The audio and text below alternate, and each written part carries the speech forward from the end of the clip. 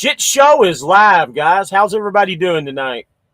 Hope everybody's had a good week. Uh, my week started out pretty good. Um, got the truck back last week, got rolling, and I think didn't we already talk about this? But we didn't talk about the flat tire. I ended up having a flat tire almost immediately out of the bag. Wasn't too happy about that, but it is what it is. And I started rolling and got things going. How's your week?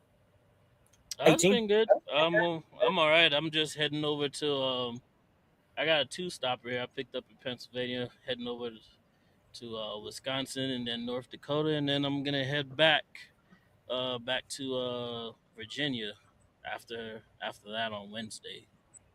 So it's pretty I know cold you've been all outside, over but the. it ain't too crazy right now. But it's been a little cold outside. Yeah, I've been watching you on the 360 app. You've been all over the country this week, man. Really, you really I've have been all the going Northeast anyway. I've been going here or there, but not everywhere. Still won't go to California. Yeah, me neither. Me neither. So, guys, everything's good. I mean, I finally got the truck out rolling, and everything's good. Um, it's a whole different world, and this guy here that we argue all the time, me and my buddy 18 here. Um, I got to tell you, man, it makes a big difference when you have your own truck. Unfortunately, I haven't really reaped any of the rewards yet, but I think here in the next couple weeks here, I think I'm going to start seeing it. But all thanks go to Mr. 18 for forcing me into this. I can tell you that because he's the one that forced me into this. Well, I didn't So force you. I just you gently did. coached you in a direction that favored you. That's all. That I ain't Well, force you to do anything. read some of these comments. I'm gonna stand corrected here, and I'm gonna try and fix this somehow. I don't know why how, but I'm gonna try. All right. So while you're doing that, let's see. Barry Powers, first one in, says, "What's up, guys?" John Huntley, good evening. How you doing, buddy? Right way the truck is in here as well. Jonah Green, what's up, country? How you doing, bud? Sorry about yesterday, but we'll make it up. I'll make it up to you, man. I promise. Three Rigs and Company. What's up, fellas? How you guys doing? How you doing? Is that any Army better at Kane, all? absolutely. It's a little bit darker. Yeah, it's a whole lot better. See, Well, Army I Kane's stand in the corrected. building. I miss what's broken. James had to get a tire. One of his recaps blew out on him. Tell them the story, or you want me to tell them the story as well too? Because it was more than just a tire that went out, wasn't it? Yeah, it was really weird. I don't know how long I'd been driving on. Anybody that's ever had a flat tire, it was the inside drive front on the passenger side. I don't know all the technical numbers and stuff, but I was actually driving on it, and I just started hearing some weird noises that I knew weren't right, and decided to pull over the side of the road. After a couple of minutes of driving, and then I looked and like, damn, the tires blown, the airbags blown, and the trailer sagging. And I didn't really have that heavy a load. It was only like 9,000 pounds. I'm like, yeah, well, this is going to have to get fixed. Didn't really have much of a choice. So I was literally 3 miles down the road to the Loves. So I limped it to Loves and honestly started, getting working on that. And quite frankly, like I've always said, I put every nickel that I had into this deal with this truck, and I didn't know where anything was going to come money wise. So I put my head together, my thinking cap, and I called my guy Austin Miller that I bought the truck from at the dealership, and I said, "Hey, this is my issue. This is my problem. What can we do?" And I don't want to put a whole lot out here, but he ended up helping me out and got the dealership involved. I don't want to go into a whole lot of details because I don't really know what he did or how he did it, but he took care of the airbag and I took care of the tire, and we got moving on down the road. That's good customer service It right was there. yeah, it was excellent customer service, and this is going to kind of lead into another thing. I talked to Austin Miller this week, and we're going to bring, and I think D, you've already talked to him about it too. We're going to bring him on the show after the truck show and let you guys ask questions to the dealership themselves. And he's already gotten permission from his higher ups, and we're going to start working out some things going on with him. So let me get to some of these comments here. I'll get back to this, and then we'll get you on board with what you got, and then we'll bring our guest in. So Rabbit, you're back at Schneider. What's the average take home? Well, John, to be honest with you, with an SFI truck, I was bringing home consistently. I say bringing home, but I was grossing consistently $5,000 a week. Now, with that being said, for the whole month of February, I took off about almost 3 weeks getting the truck together, getting, all the stuff fixed on it that needed to. It just took time. And even with that being said, I still somehow grossed, I don't know, about $12,000, $13,000 for the whole month of February. Doesn't sound like a whole lot of money, but I still brought home, God, at least $6,000, $7,000 for the month of February. And I know that sounds like, nothing, but for only working 2 weeks, that's, to me, is a win. But to answer your question, what's the average take home? My average take home is going to be a lot more now because of the truck payment being a lot less. I mean, I basically gave myself about a $4,000 to $5,000 a year raise by going to the used truck. But if you're asking about with an SFI truck, you should be able to bring home $2,000 to $2,500 a week with all the incidentals, the insurance, and all the stuff that goes with the SFI truck. You think that's about right, D? When you were here, Give or take. $1,500, Yeah. $2,500. Yeah. It's an extra $1,500 a week in your pocket, give or take. So yeah. So Barry says, sorry I couldn't commit tonight, but we will make it up soon. Yeah, Barry, I was just talking to Dee about that. We're going to, like you said, we're going to try and do a special show on Tuesday just to go over your stuff. I think it'll be a good show. And Country says, all good, bro. Yeah, just got off the phone with you a little while ago, Country. John Huntley, Country, my brother, short time, no talk. And Army Kane, fucking hate recaps and what truck show. Well, Mid-America Truck Show. It's the last weekend of March. Anybody that wants to come, and that's another thing that me and Dee are going to lead up to. We will both be there, and anybody that's there, I will give out buttons to anybody that, finds us. I don't know if Dee's got anything planned that he wants to give out or anything, but that's what I'm going to do. And here in the next little bit, I'm going to start a merch store too with trucking shit show stuff. And honestly, me and 18 really haven't talked about it a whole lot, but I'm going to start one up. I'd like to incorporate some of his stuff into the store too, if he's interested. But yeah, the only thing I'm giving out at the truck show are handshakes. I ain't got nothing else to give, but handshakes and kissing babies, man. Now, if you find some good-looking YouTubers like we talked about earlier, you might be able to get a kiss or two from that. Hey. Yeah, but yeah, recaps, man. There's something about them. I don't even like them my own self, man. I'll tell you what, man. But hey, at least you were able to get that tire fixed. You were able to afford to get it fixed, and then having the dealership look out for you on their airbag was a plus too. So, either way, you turned out better for now, and then eventually you end up looking for some tires, and you'll get you some.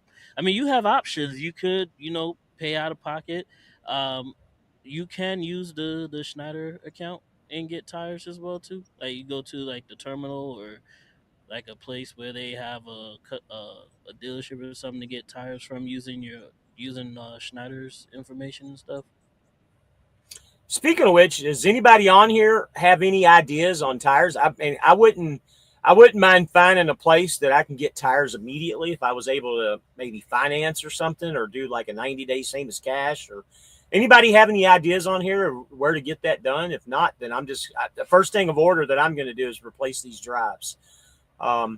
So John says, thanks, Rabbit. That's what I was looking to hear. Might do SFI in a year or so. So let me give you a little piece of advice. If you're looking at a year away, John, if I was you, being on both ends, and I'm not saying that SFI isn't a bad way to go, but me and Dee both agree on this. If you can save $5,000 to $10,000 and talk to our guy at the international dealership, I think your money will go a lot better, and you'll be a little bit more, you'll take more money home in the long run. And again, if that's the only way you have to go as an SFI, then no problems with that. But try to buy your own truck. Let me get these rest of these few comments here, and then we'll get to our guest. Army Kane says F2F was a horrible choice for me, which would explain why it was hard to find out too much about them beforehand. Yeah, well, the problem is with F2F, there was a lot of good videos out about 2 or 3 years ago with people that were there when the market was really good. They put out a lot of good videos, but nobody's really stayed there long enough to put out any videos here recently because nobody stays. Yeah, me and Army Kane talked for quite a bit yesterday. I don't want I to would give up think that all. that speaks volumes. You know, if What's if that? you- if nobody's putting out videos because they're not Yeah, there, because they're not staying, that speaks volume as to how healthy the company is at the moment. yep, I agree. So Barry says, yes, Tuesday. Tune in, ladies and gents. Yeah, you guys are going to want to hear Tuesday. If we can get everything together and the crow flies the way we want it to, we will do a show on Tuesday, and it's going to be a good one. G80 Sean, hey, Fly Rabbit, what's the name of the dealership you got your truck from again? I'm in the market. International Used Trucks in Tampa, Florida. Now, they have locations all out across the country, but we use the one in Tampa. If you want to, Sean, reach out to me and I'll give you my contact over there. And just understand, I'm not getting paid a penny to promote him by any means, but he will go above and beyond to help you guys out. And like we said at the beginning, we're going to get him on the show here in a couple of weeks, right after the truck show. I've already talked to him about it, and he's already got his permissions together. But I'll put the phone number up and I'll put it in the description of the video. But you can reach out to me tomorrow if you want to, Sean, and I'll give you his contact info. Army Kane, kissing hand and shaking babies. Kissing hands and shaking babies.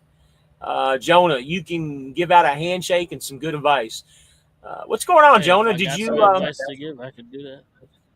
Jonah? You went to Hirschbach. How's it going over there? You were at Swift for many years, I know. How's it going at Hirschbach?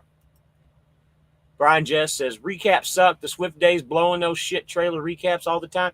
That's one. People talk shit about Schneider. One good thing about Schneider, I have yet to see a recap. Maybe Country can confirm on this, but I think that they put new tires on all their trailers when they blow. Doesn't mean all of them are in good shape, but they do put new tires on when they blow. I've never seen them put new tires on those trailers. Every time I had to get a tire replaced, it was always a recap. How many times did you have to get a tire replaced in the 3 months you were here? At Swift? Not talking about Swift. I'm talking about Schneider. Schneider. Oh, well, I was talking about Swift. No, I Schneider. said Schneider. Nah, I was never going to had say any 'cause tires replaced. I've never had a blowout the whole time I've been here. So Army King, you don't run out west. So Les Schwab is out. See if you can get them on a Love's card. Les Schwab's, okay. Didn't know anything about Les Schwab's, okay. Army King is the one that gave me all the information about Go Green APUs, by the way. Hey, James, give me a holler tomorrow, bud. I want to see how your progress is going. I think, if I'm not mistaken, tomorrow's the day you're going to Schneider for your orientation, I believe. Barry Powers, what's y'all's mile per gallon with that 10 speed? Middle eights, low nines. Isn't that about right for you two? I have a lead foot. That's out of the question here. So James Smith says, yes, he's a good guy. He will definitely help you. Country says, always recaps, bro. Really, I have never seen a recap tire on a Schneider trailer. I think they're just as cheap as everybody else. Of course, they're going to put recaps. They're just cheaper. So Jonas says he got out of orientation Wednesday. So far, so good. I will know more in a few weeks. Good deal, man. Keep us up to date. Or he's just company? That's a good question. I'm sure you're leasing, aren't you, Jonah? Lance Calhoun says lots of trailer blowouts at Landstar. Well, you're not lying about that, Lance. Barry says 18 getting like 5 to 6 mile per gallon. I already know. So you want to do news or you want to 75 miles? I'm always doing 75 miles, man. From here to there. See, my whole thing about it is I just want my day to be over with as soon as it starts. So the quicker I can get to my destination, or the most amount of miles I can do in one day and just shut it down for the rest of the day, I'm cool with that. It is mind numbing for me to do 60 miles an hour all day, man. I'm not trying to catch white line fever. I'm not trying to sit there and just let everybody pass, just blowing past me. Like, if anything, anybody would thought I had a cattle hauler attached to the back of my truck the way that I be driving sometimes. So Let me get this next comment up. I don't know if it's real or not, but I'm assuming that it is. with a last name like Thomas, that, I believe it. I'm leased into Super Ego with my SF truck. So good so far. Interesting. I Nah, wonder how that's working. that's definitely got to be a troll because I don't even think Schneider would let you take your truck to Super Ego of all places. You never know, man. So They Jonah probably says tax he him so is. high you wouldn't even know what to do with himself at that point. Holy crap, this guy's brave. And then Jonah says he is leasing. So what do you want to do? You want to do your news, or you want to bring the guest in first? We can do. Let's bring the guest in first. Okay. And let's get into that. And Jonah, you got to give us the lowdown on that dollar per mile fuel, man. Let us know. Let us know what's really about next month when you got a couple of settlements in already. All right. So you ready to go, James? We're going to bring you in. When I bring you on, it's going to pop right up. So here we go. What's up? There we go. You didn't put your name in the Hello. box. Oh, yeah, you did. Yeah, you did. Yeah, I Okay. did. What's going on, James? Oh, just relaxing. Had a stressful month getting back into the OTR. Yeah. Got rolling back with Trans Am. Getting used to the reefer stuff again, and working on buying my own truck. Got approved with International, so I'm hoping that Good goes deal. through. Yeah. So let's back up. Let's talk about what you've been doing for the last couple of years. What got you back into OTR? And the big question is, why Trans Am? And I don't know how personal you want to get into your details, and that's really up to you, but you can just tell your circumstances if you want to. Yeah, I started back in '96, and Goddamn, we about didn't 8 want to go into years. Stone Age. We didn't Go want to back go into that Stone far. Ages. We just wanted to go in the last couple of years, man. We're going back to the Stone I- Ages. Shit, there was Well, after wagon I- wheels in those days. After I got off the road, I got custody of my daughter, so I did 15 years local. I was building tractors, and then that job got toxic, so I went back over the road. And in 2020, last 2 years, I was with. I went back local for driving for FedEx.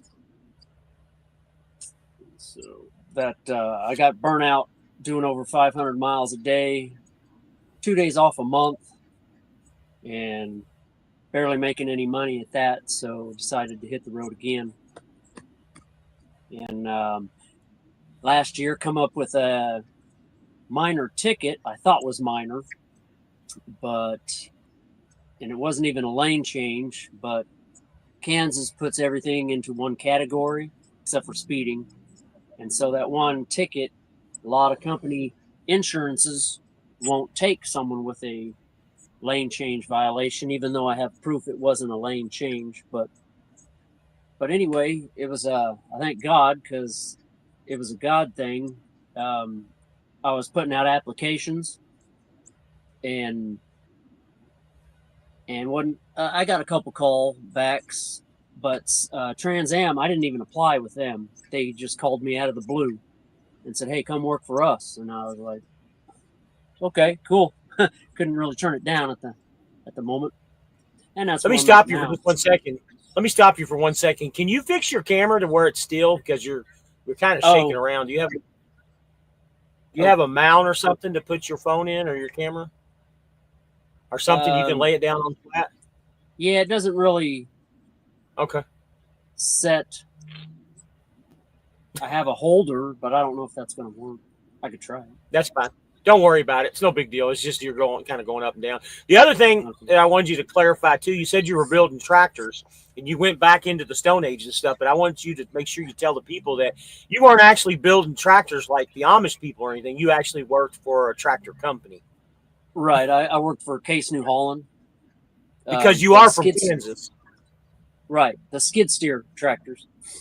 Okay. I'm just being silly, but go ahead. Finish your story. Oh, but yeah, they called me up and went through their application and they hired me right away. And so I took it while I'm waiting for other companies to say yes and whatever. So I'll see how it goes here. I know Trans Am's I know the owner, he's a really good guy. He used to drive trucks when he was real young and started National Carriers. And when he started it, it was a driver owner based where every driver had stock in the company. And I guess they got some bad apples in there and they were driving it into the ground. And so he left there and started another company, which was solely his, and he named it Trans Am. Really good guy. I guess he started out with just company drivers and then branched out with owner operators and the lease purchase stuff. I guess they had a few bad years before COVID, and COVID kind of, people went their separate ways, and they downsized, trying to save the company, started getting more company drivers back in, and encouraging the lease operating for drivers because they can make a lot more money. And so that's where I'm at now. They when he was reamping, they joined with Prime. So all of the lease operators are actually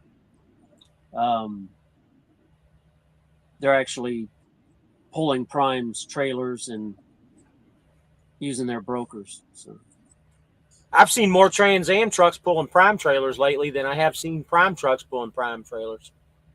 Seriously. Yeah, they're trying to hire a lot of people. And well, they changed their whole pay structure and everything too, didn't they? Yeah, I think the company drivers are still getting cents per mile, but all of the owner ops and lease operators are getting 70% of the load and 100% of the fuel surcharge they're given.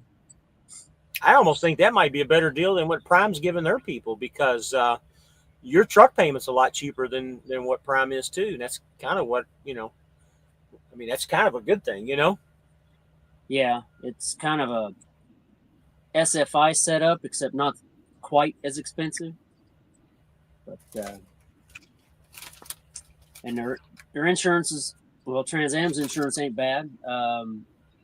We're using Prime's fuel card, and they have good fuel discounts. And so it's all good so far. Let me read through some of these comments before you take off. I want to read these comments and kind of get caught up and see if anybody has any questions about, they want to know anything about Trans Am or the Prime merger or anything, put them down in the comments. So let's get caught up. Barry says, I believe it with that last name. Yeah, we were kind of thinking so too about the Thomas. Actually, he's still on here. Wait a minute, I'll get to his comments. He's calling Cap. So I'm saying your crap is what you're thinking. SFI didn't work with Cap means bullshit. Oh, does it? Okay. See, I don't know all your, millennial terms that you guys have, man. I just had to put more money down. I put $9,500 down. Wow, you did put a lot of money. Go, man.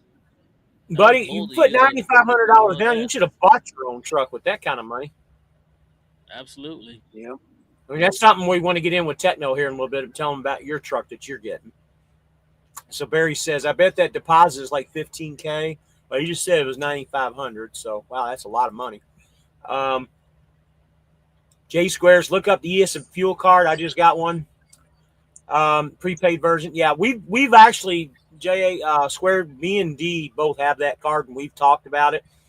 The problem is with ES Advantage, and again, I don't use it religiously, but a lot of their prices and percentages have went up with loading their cards now. I'm not 100% convinced that it's even really worth it to have it, other than for the fuel or for the showers and the drinks anymore. But Bull of the Wood. He also mentioned about the national tire account that they have, which I did mention to you as well too. Since you already have the card, you can utilize the card to get tires on their national account as well too. So that's going to be one of my phone calls this week, because I'm going to be calling about tires. Thomas says, yes, sir. Army Kane, if you have a copy of your title and you're paying for your own plates, then SFI would never know who transferred the truck into. Copy your title. That's why they don't give you the title. When I had my SFI truck and I transferred over to Landstar, they wouldn't even give me the copy. They would send it directly over to them, because they know exactly once you get a copy of that title, you could bounce around, do whatever the hell you want at that point, because that's what most companies are required. They need a copy of that title. You could bypass Schneider. That's why they charge you all that amount of money, so you can't bypass them. So Barry, don't go into a whole lot of details, because that's your show for Tuesday. But the Trans Am Prime collab. Jonah says, I will let you know all the details next month. Bull of the Woods, I still have my Flint. Thomas says $320 a week to rent my reefer trailer.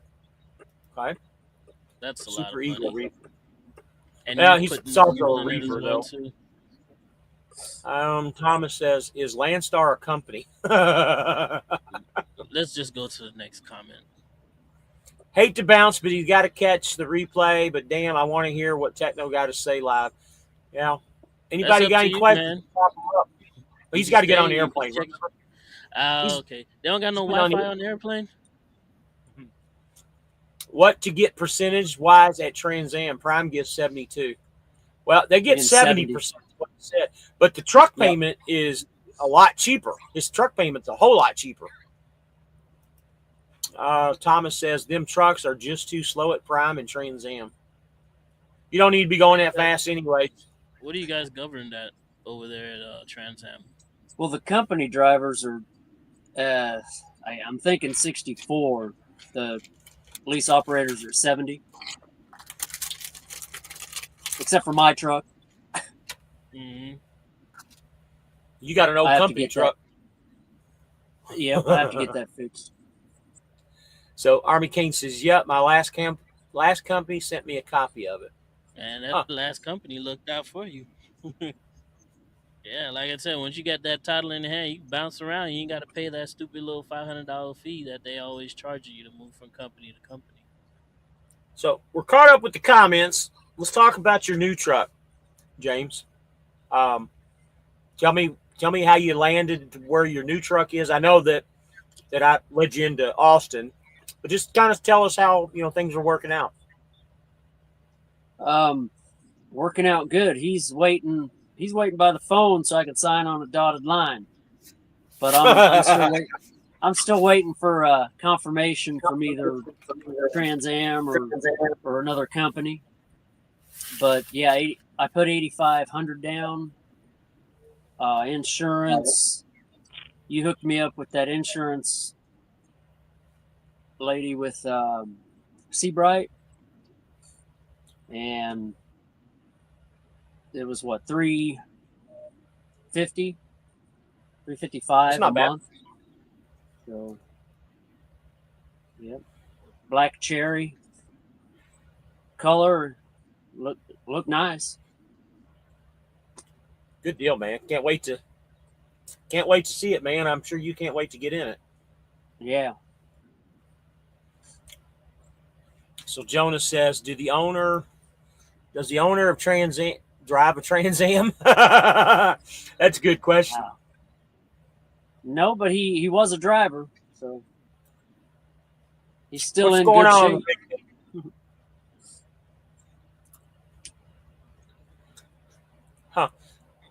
Not too many people in here tonight. Only 23. That's the biggest number I've seen, which is kind of strange. I tried to promote it as best as I could, but we had 2 guests coming on, and it's no big secret that Barry was going to come on too, but he had other things he had to take care of. So I know I put in the ad that we're going to have 2 people on tonight, but I actually tried to get a hold of Bacon Bourbon and Blue Collar Bullshit and see if he wanted to come in later, but he's I guess he's down for the night. So you got anything you want to add, James, about anything? No, that's pretty much it. I'm sitting and waiting for the okay, and I can go pick that truck up You next You week. say you're trying to lease the truck onto Prime to Trans Am. Yeah. Okay. Is there any other companies that you would be interested in leasing onto besides Trans Am? I was thinking about going back to Swift. Actually, they I ran pretty good when I was at Swift, and you don't have to mess with the refrigerated side of things, and Mm-hmm. a lot of dropping hooks. Keep rolling.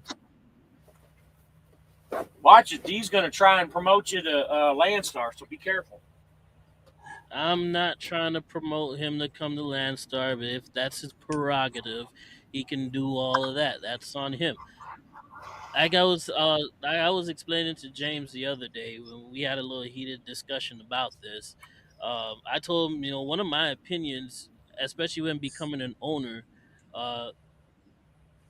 again, this is just my own personal opinion here, is that for somebody who owns a truck, you should try to stay away from companies that already have company drivers. If they have company drivers, I feel like, in my opinion, that's like a conflict of interest, because who are they going to take care of first before anybody else? They're going to take care of their company drivers. Their company drivers are going to get the best loads because it's cheaper for them to put it on their truck and haul it.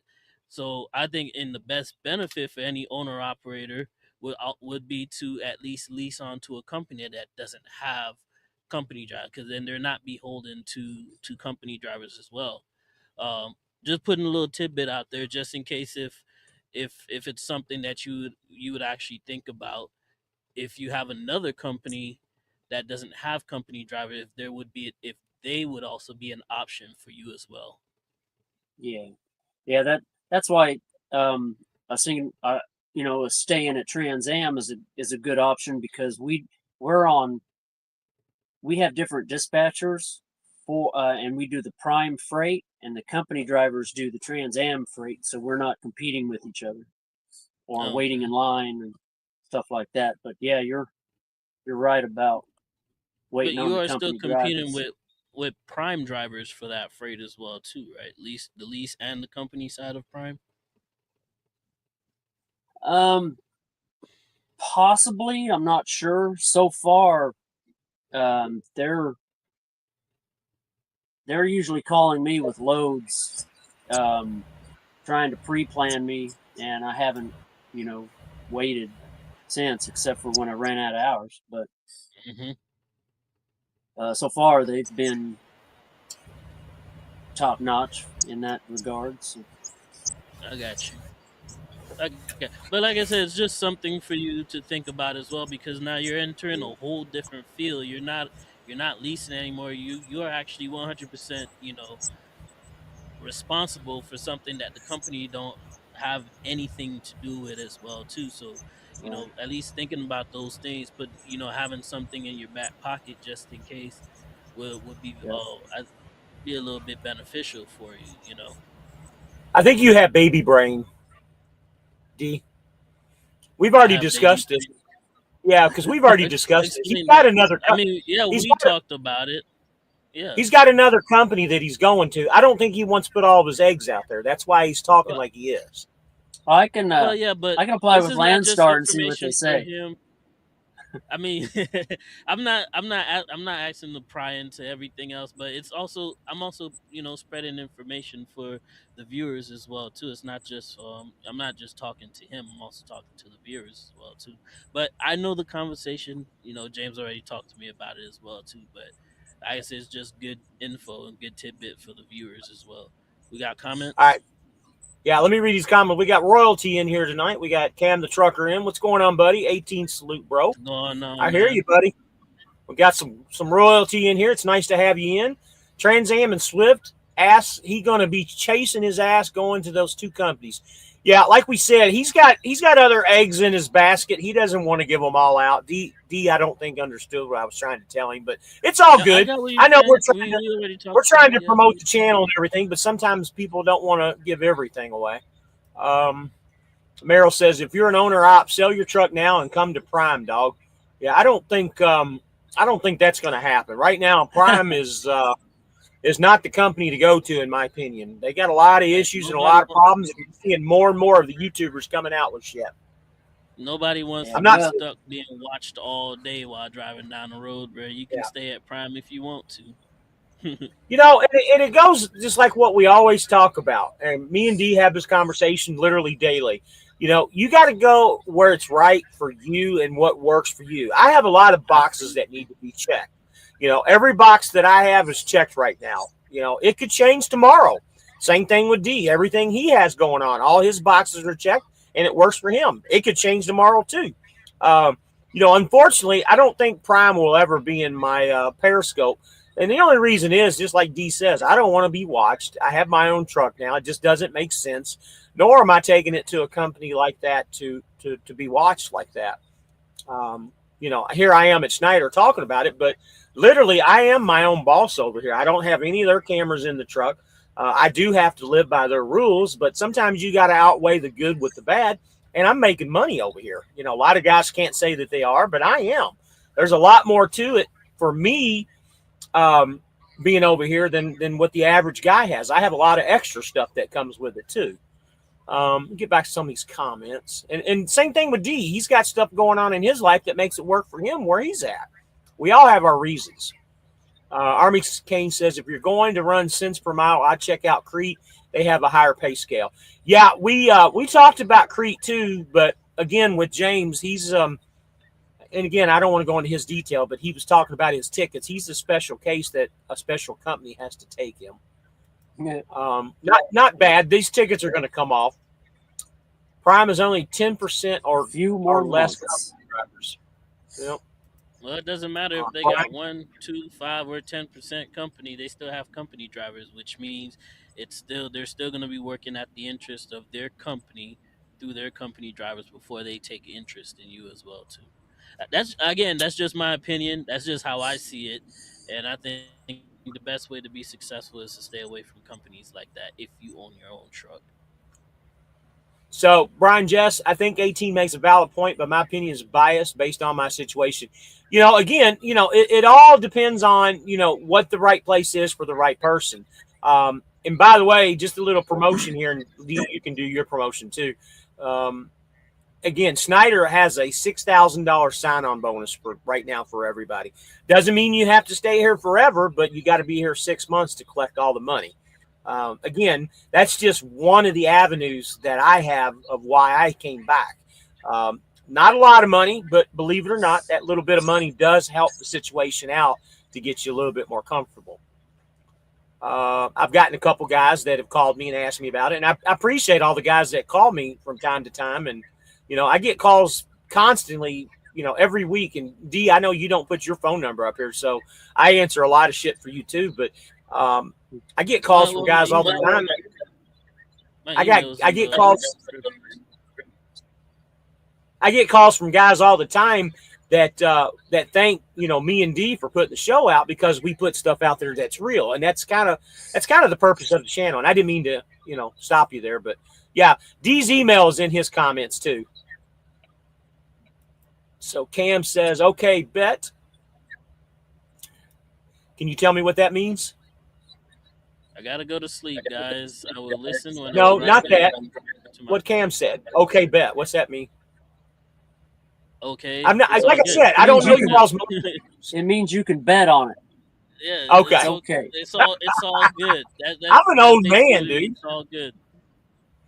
I got to go to sleep, guys. We'll listen when I'm driving around 4 a.m. And there's the lovely wife. Hello, darling. Glad you made it in, as always. Hello, Nicole. How Wouldn't you know doing? what to do without you, baby girl. G80 Sean, why would you lease your truck on to Prime? You can't go on the load board and they'll govern and put a camera in your truck. Exactly. Yeah, I don't know why anybody would go and do that either. Trans Am only Creek. has a outward facing camera, Okay. so Lance says Crete does not that's a have plus. dock bumpers on the back of their trailers. Deal breaker. That's interesting. Wonder why Isn't that that is. supposed to be?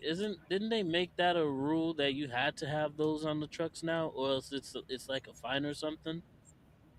I don't know, dude. I'll have to check that out. I never knew that. I That thought you seemed like that did. was I thought a you big had to deal. have them. Yeah, I mean, I still Huh. see trailers all the time with they'll be missing, like you got one on one side Yeah, and then missing another one, broke. or it's half on one side and half on the other side. It's like all chewed up and stuff like that. But yeah, Yeah. usually I see There's them a lot of all Swift over the trailers that are trailers. like that. But that protects the trailer and the building they're backing into. Absolutely. So Lance says, look at the Crete trailers. No rubber on the back of the trailer. I'll do that now that you made me aware of it. Interesting. So D, I didn't tell you this earlier when I talked to you, but I got your appointment set up for your window tint. If you cancel, make sure you let me know. I got you. I All right, got we're you. caught up on the comments. Let's go and get into the news section of the show. Yeah, you want to stick around, James, or you got to cut? I can cut unless you had more questions or.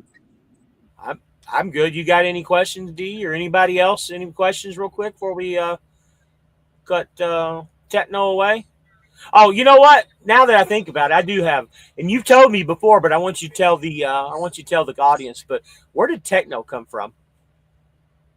Oh, that's my motorcycle rider's name they gave me. I was going through a technical school for computers. Plus, I was helping the lady's son out with their algebra and classwork. So I was I would have technical thought back you were then. doing So DJing or something. Well, that's what what I I told him when I first met him. When I saw yeah, Techno, I thought he was going to like a techno party or something. Or you like techno music? You never know, man. All right, guys, we're gonna cut James loose. I know he's got a. What time are you driving in the morning? 6, about 6. Gotcha. I'm trying to decide whether I'm going to do a 34 or if I'm just going to wait and collect my hours. I'm running really low on hours, so I can either do a 34 and I got to stay parked until like midnight tomorrow, or if I start running at about 8 o'clock tomorrow night, I can run. But I think if I just wait for another 4 hours, I can collect all my hours, you know what I mean, and start over with a 70. Yeah. So that's kind of where I'm at. So I'm kind of stuck where I'm at because tonight I'm only collecting 53 minutes and I've only got 4 hours to drive. And this load, I got all the way till Tuesday midnight to get it there. And my next load, I can pick up anytime till midnight Tuesday. So my thinking is I'm just going to reset my clock, and that'll put me in a good situation to get home next week. So, It's all probably right, the best do bet. that. That'll be better off to just do your Yeah. 34.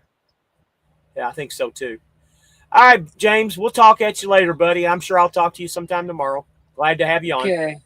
All right. All right, Say- have a you good have night, a good bud. one. all right. Bye. Bye.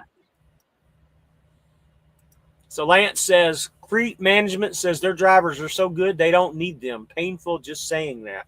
So Lance, are you at Crete? Is that where you're at? Or did you get started at Crete? Let's get into the news section here. Got an Yeah, sounds interesting good. one for you guys this week here. Go ahead and pull it up. Apparently, Arkansas has got a few screws loose. I don't see how this is going to pass, but it's very interesting what's going on out here. So let's see. State bill would criminalize non-citizen truck drivers. A new bill introduced in Arkansas State Legislature, HB 1569, or the Secure Roads and Safe Trucking Act of 2025, would ban out of state non domicile CDL and commercial learner permit holders from operating commercial vehicles and seek to impound their trucks and fine them $5,000 a day. The bill, introduced by two Republican state House members and one state senator, would add a requirement to Arkansas law requiring drivers working for U.S. domiciled carriers to possess a domestic U.S. CDL and declaring all out of state, non domiciled, or non U.S. issued CDL improper for commercial operation in the state. Under the bill, drivers on any type of visa or those who don't speak English caught operating within state borders would face $5,000 fines and an impound. Non-citizen drivers who cause bodily harm while operating a commercial vehicle would face a minimum of 6 months in prison and a Class D felony. Non-citizen drivers who cause a death would get charged with a vehicular homicide and given a minimum of 10 years in jail.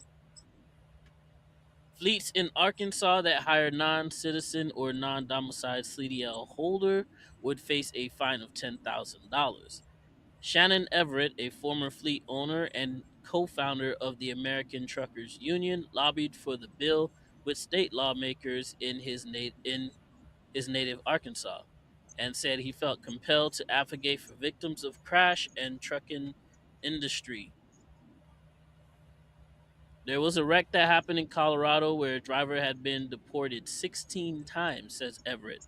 The crash killed 64-year-old Scott Miller, who was on his way home from getting groceries.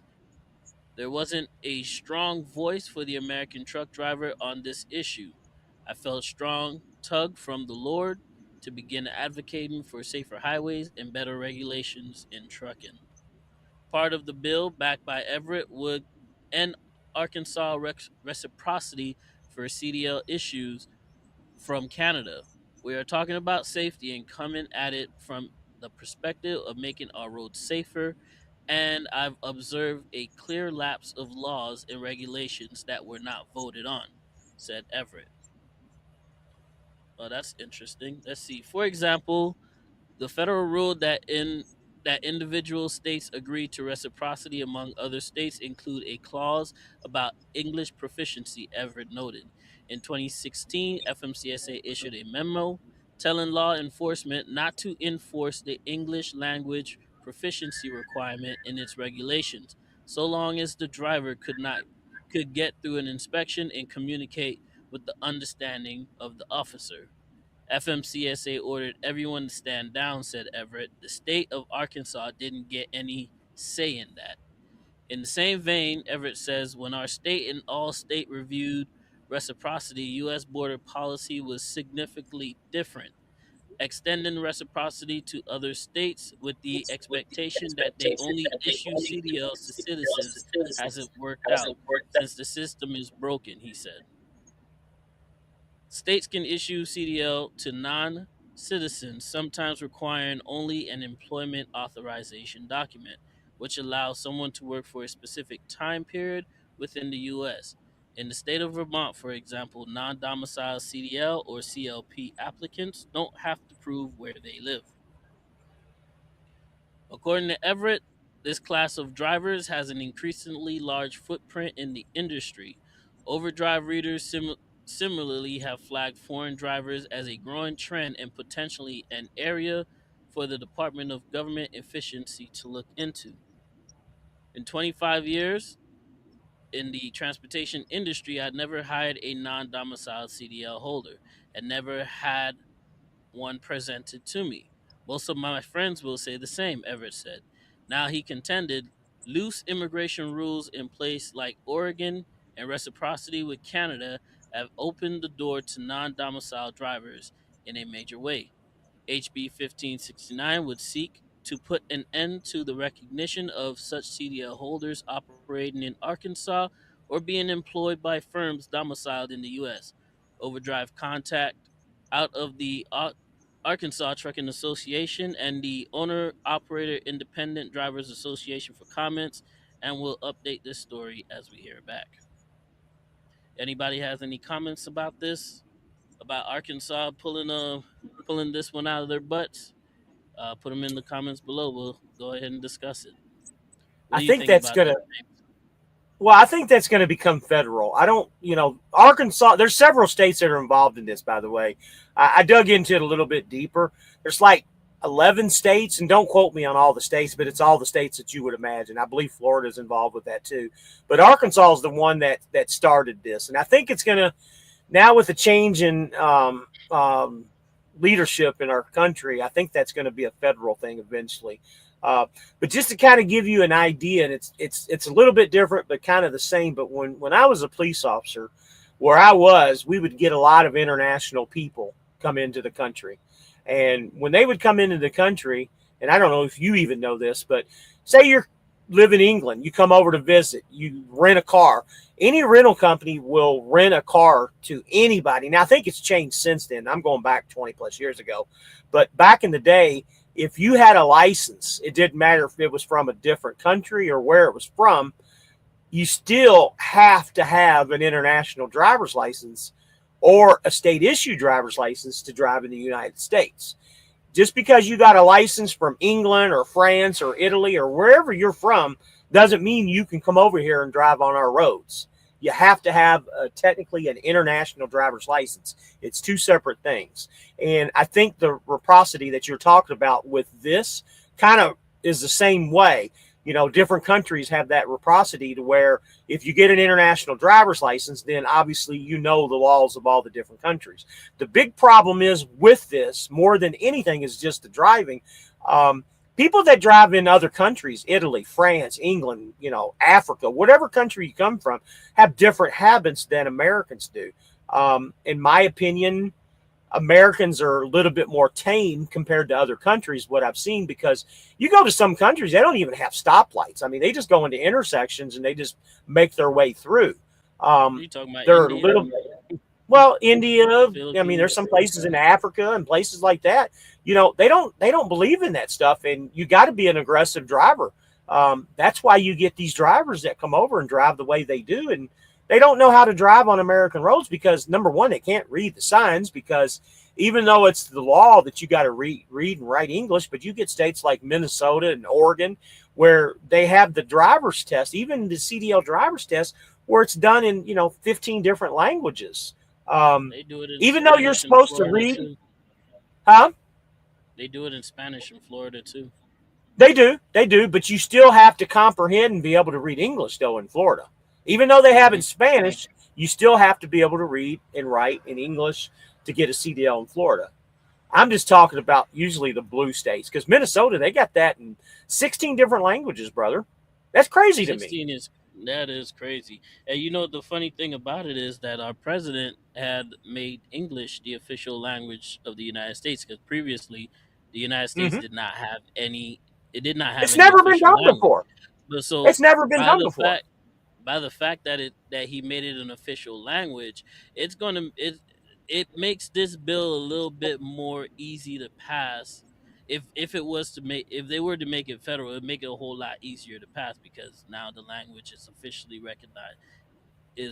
recognized as English. I mean, most of our So, documents that we do, we go through our day in life, and everything is in English. We teach in English. We pretty much do everything in English. Now, I my thing right now with this bill is like, how would this affect Americans who don't speak English? For example, Puerto Ricans. Puerto Ricans are Americans. They don't. They English is not their first language. What if they decide? What if a Puerto Rican decided that he wanted to drive trucks but didn't speak any lick of English? Could they bar him from driving a semi truck because he doesn't speak English, or sure, because he's absolutely. Yeah, I believe so. Absolutely. But wouldn't that be a conflict because he's a United States citizen? Doesn't matter. Puerto Rico's not a state. This is only It's referred to the 50 he's states. still That well he's still Puerto well Puerto they are Rico's still is a citizens. territory. I understand Puerto Rico's a territory, but in order to get a United States CDL, he's going to have to be able to read and write English by the law, technically. Now, again, same thing with Minnesota. They're doing the same thing too, brother. Same thing. Technically, yes, they have to be able to read. Is it a requirement? Yes, it's a requirement. Do they live by that requirement? Do they enforce it? No, they don't. That's the fucking problem. And that's why we have issues with what you're reading on there right now. That's why Arkansas stepped to the game. I think it's going to be something done federally. But again, this is just something on the back burner because there are so many other things that are going on because of Big Blue being in office for the last 4 years. You know, he can only do so much at so much time. This will eventually happen and it'll change. I really believe that. The second thing to this is, you know, and me and you've talked about it, and this is one of the reasons why me and you jumped on board with this. Guys, things are changing. I mean, they're not changing quickly by any means. Rates are down a little bit. You know, that's one of the reasons why I'm in no big hurry to do anything. And me and D talk about this all the time. But if you're in the market to buy a truck and get into this business, right now is the time to do it. It's only going to go up. Yeah, it's only going to go up. I'm pretty sure prices of trucks is going to go right back up in the next couple of months as well too. So I think this is the prime time to go to get you a quality used unit. I wouldn't necessarily tell anybody to go get a brand new truck. In the interest rates way too high, prices are way too high still on brand new units. But used trucks definitely be a time to get one right now before the prices go back up on them. Now's the time, that's for sure. Now's the time. Well, let me read these last few comments. I know you want to kind of cut loose early tonight. Let me take this down. Let's read some of these last few comments, see if anybody made anything. Crete Management says, oh, I've already read that. Never been to Crete at Landstar. They are serious. They're on serious sometimes. Okay. Army Kane, it's fucking awesome, plain and simple. All highway signs are in English, so being able to read them and need to be a requirement. So with that being said, yes, you know, I don't know how many guys are on here. Army, I think you're older like me, but back in the mid to late 80s, early 90s, where I'm from, they were in the process of converting all of the street signs to metrics. It only lasted for about 2 years and they eventually came down, but our country was going to convert to metrics because of, you know, not the English, but the Europeans and the Canadians. But when people really said, yeah, they were trying to do that. But the leadership at the time, which was Bill Clinton, he said, nope, kind of did what Trump did. So nope, English is it. We're not going to metric. And if you really think about it, we live in the most powerful country in the world. We do. No, by no means, no doubts, we are the most powerful country in the world. If something happens to the United States of America, the whole world's gone. And it's always been that way. And I don't think it'll ever go away. I think we're always going to be number one. And, you know, I'm not saying that as egotistical or anything like that, but it's just everything is made in America. At least it used to be. And I think things are coming back. I think we just tend to do whatever we want, whenever we want, however we want it, and the rest of the world just follows. Yeah, we're going to go out in our boxers. We're going to go out in our boxers, you know. Just one more question as far as down payment. What is typically at international used trucks? It's always going to be international trucks. They might have one or two other brands, but most of their trucks are going to be international unless they get a trade-in. Down payment wise, it really depends on your credit. I've seen as low as $5,000 down. You know, a person with semi decent credit to where, you know, I saw one guy had to put, you know, almost $10,000 down. It just depends on your credit. Lance says English has been a requirement for a long time to drive a truck. They just stopped enforcing the law. Yes, sir. That is correct. And one more comment. Reading and writing comprehension is a legal requirement. I don't care if you're illiterate inbred truck driver from L.A., Lower Alabama. You didn't say Alabama, truck driver. Goddamn. Yeah. Or a foreign-born person with no previous driving experience. Yep. All right.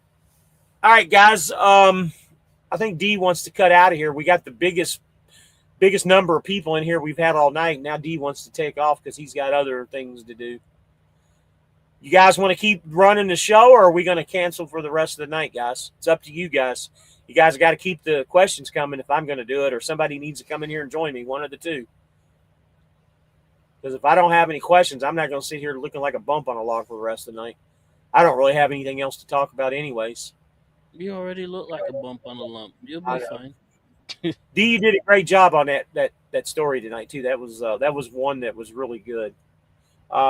Speaking of which, somebody gave me Poppy gave me a suggestion tonight. I'm going to take it up. It's $35 a year to join the OOIDA. You know what they are, the owner operator. I don't know what their acronym stands for, but he says, James, even if you just join them, just to Independent Driver Association, maybe Association. Anyway, he said, take the $35, a year. It's only $35 a year. Join them, and they send out a magazine called Landline or something like that. And there's always news articles in it. So I'm gonna break the bank and take the $35 and join that, so we can have some good news articles for you, D. You hear me? That way we don't have to go and search for stuff. Okay. As he said, the articles are great. 2 more comments popped up. You have countries with the metric system and countries that have landed on the moon. Yeah, exactly. I'm, and again, the moon landing thing, I'm still questionable on that. Yeah, I'm one of those guys, just to let you know. Prime Inc. has the best rates right now. I don't know. I don't know, Meryl. I've not heard any good things. It's not me saying this. I'm relying on what Trucker B said. This is Trucker B. He's funny, man. He's a YouTuber on Facebook. Hey, you know what, man? On Facebook, on YouTube. But you gotta commend him, because that's him. I mean, that's his style. That's what he created.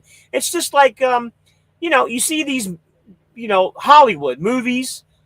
Different actors and actresses, they have their character that they put in, and musicians. I always wondered why.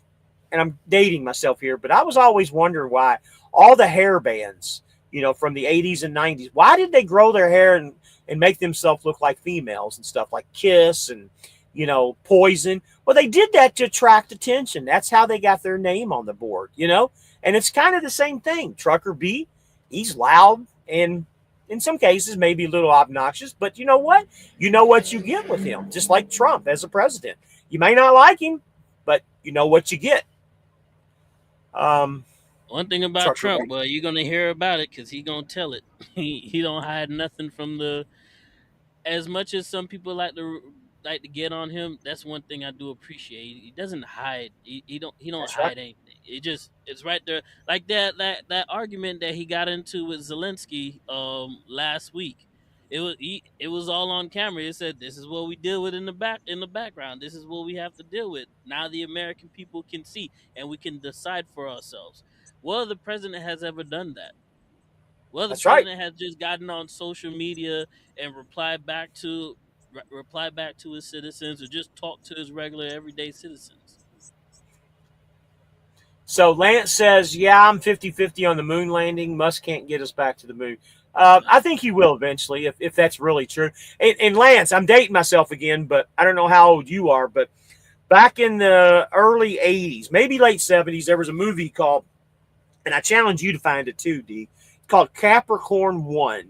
And believe it or not, it had our good buddy O.J. Simpson in that movie. There was a lot of, big name actors back in that day. It's called Capricorn 1, and it was about the fake moon landing.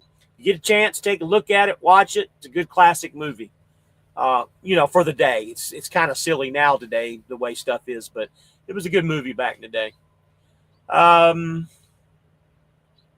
Anybody else got any comments for D? I think he wants to cut loose. If you guys want to stay on, we can stay on. By the way, D, I was telling you about Hulu. I asked you if you had Hulu earlier. And any of you guys looking for a good TV show to watch, it's called Paradise. It's on Hulu. Excellent. It kind of goes with this futuristic. I don't want to get into a whole lot of details, but it follows the president of the United States of that time. I don't know what time period it is, but it's kind of current day, maybe a little bit in the future, to where the world is ending and they got to find different places to stay and stuff. It's really, really good. It's called Paradise. I'll check it out. I don't It's have really Hulu, good. but I know where I can get some Hulu. So Well, I can give you some Hulu if you want to call me. Merrill says, what insurance company is best for bobtail insurance? Buddy, I think your best bet for bobtail insurance is get insurance, whatever company you have in the physical damage with. Right now, I think Seabright is probably the best place to go to, and OOIDA would be my second choice. So who owns Starlink in their trucks? I think it's too damn expensive, especially when you can get it for $50 at T-Mobile. I don't think they offer that $50 deal anymore, but I don't know much about Starlink, man. I've researched it a little bit, but I've never taken that big chance. I don't know if it's worth it for me to do that right now. I think my internet works just fine.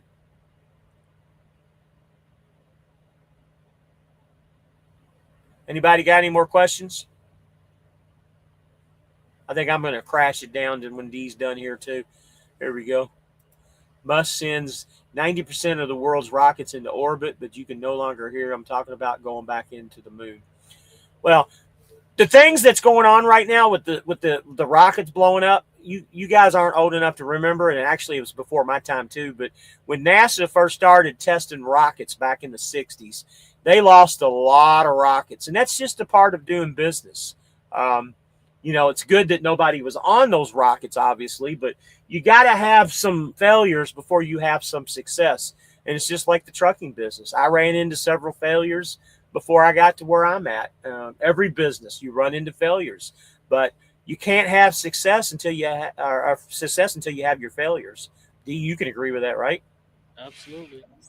Now, don't quote me on this, but Colonel Sanders, Kentucky Fried Chicken, he started like 70-something businesses before he came up with Kentucky Fried Chicken, and he was in his 70s before he came up with that restaurant idea. And look what that turned into. He ended up selling to PepsiCo many years later, but still he made millions. You probably didn't know that, did you? PepsiCo, the Yum Brands are owned by PepsiCo. But of course, it wasn't Yum Brands before; it was KFC, and then they bought Taco Bell and Pizza Hut. Pizza Hut actually started in Wichita, Kansas, and I didn't know that until I lived there. But Merrill says, "Cuz when I do get my truck insurance, I'm bringing it to Landstar." So Merrill, you want to get out in touch there with D? There you go, buddy. D, there's somebody for you. I'm debating between Starlink or 5G hotspot like Solus. I've never heard of that one before. Have you? Nope. T-Mobile Geo locked their home internet and burned through too much hotspot for my TV. Army Cane, they talked about that a year ago. They said they were going to do it, but they never did it. They changed their minds on geo locking it. Mine works just fine. And I end up doing about 500 to 600 gigs a month. So I've never been locked. Easier to fake moon landing in the 60s than take it to the failed rock. Yep, agree. I just don't trust much about the government, deep state these days. Me too, buddy. Again, that's one of the shows that me and Bacon Bourbon want to start called The Rabbit Hole, but we just can't seem to find the time to get it going, man. It takes a lot to do these shows. Like D, for instance. D, you can take off anytime you want to, bud. Just say bye or whatever. I'm going to continue with the comments if they keep going. All right. Well, everybody, you guys have a good night, and I'll see you guys next week. All right, buddy. Have a good night, man. I'll talk to you tomorrow. All right. Bye. So Lance says, I already read that one. Privatization of space saves the U.S. billions each year. In 1996, NASA spent $196 billion in tax dollars. Yes. I've talked about this before, and this is obviously a rabbit hole conversation that I'm talking about, but NASA's just a money grab. It's a money laundering system for like what we talked about, deep state. I don't really think NASA does what they say they do half the time. I think a lot of it's made up. And again, that's just my opinion, and maybe I'm going off a little bit in the deep end here, but that's just me. And I live literally an hour from NASA and Space Force. If we have NASA, why do we need Space Force? And vice versa. Why do we need NASA if we have Space Force? Visible has a good hotspot. I've never heard of Visible. Huh. Never heard of them. Is that the Verizon Visible? Is that what that is? Army Kane says they are now pushing T-Mobile away as a new service, and where we're able to get. Yeah, and that's the thing. As long as you're grandfathered in and keep paying the bill, they'll never take you off of it, from what I've been told. SpaceX is worth about $500 billion now. Everything must turn to gold. Absolutely. And you said yes, it's owned by Verizon. That's what I thought, but I wasn't 100% for sure.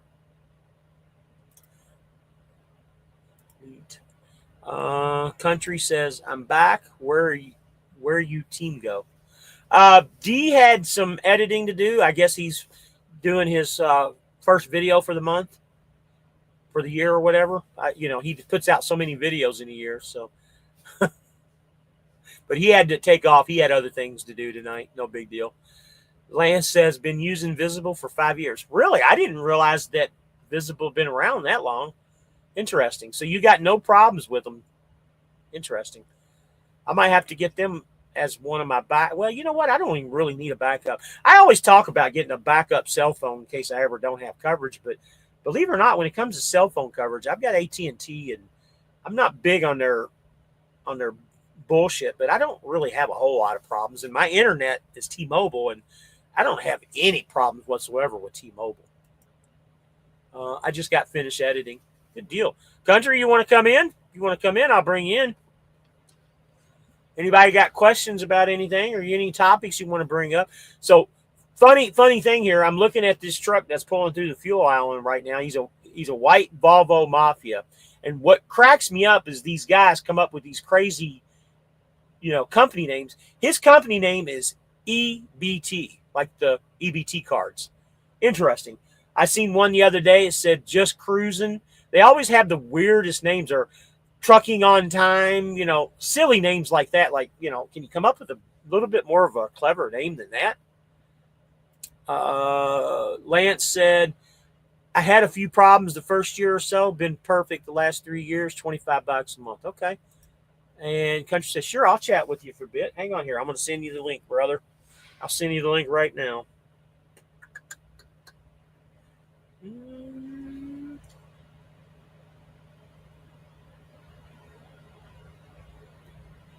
Country, you'll have the link here in just a second, brother.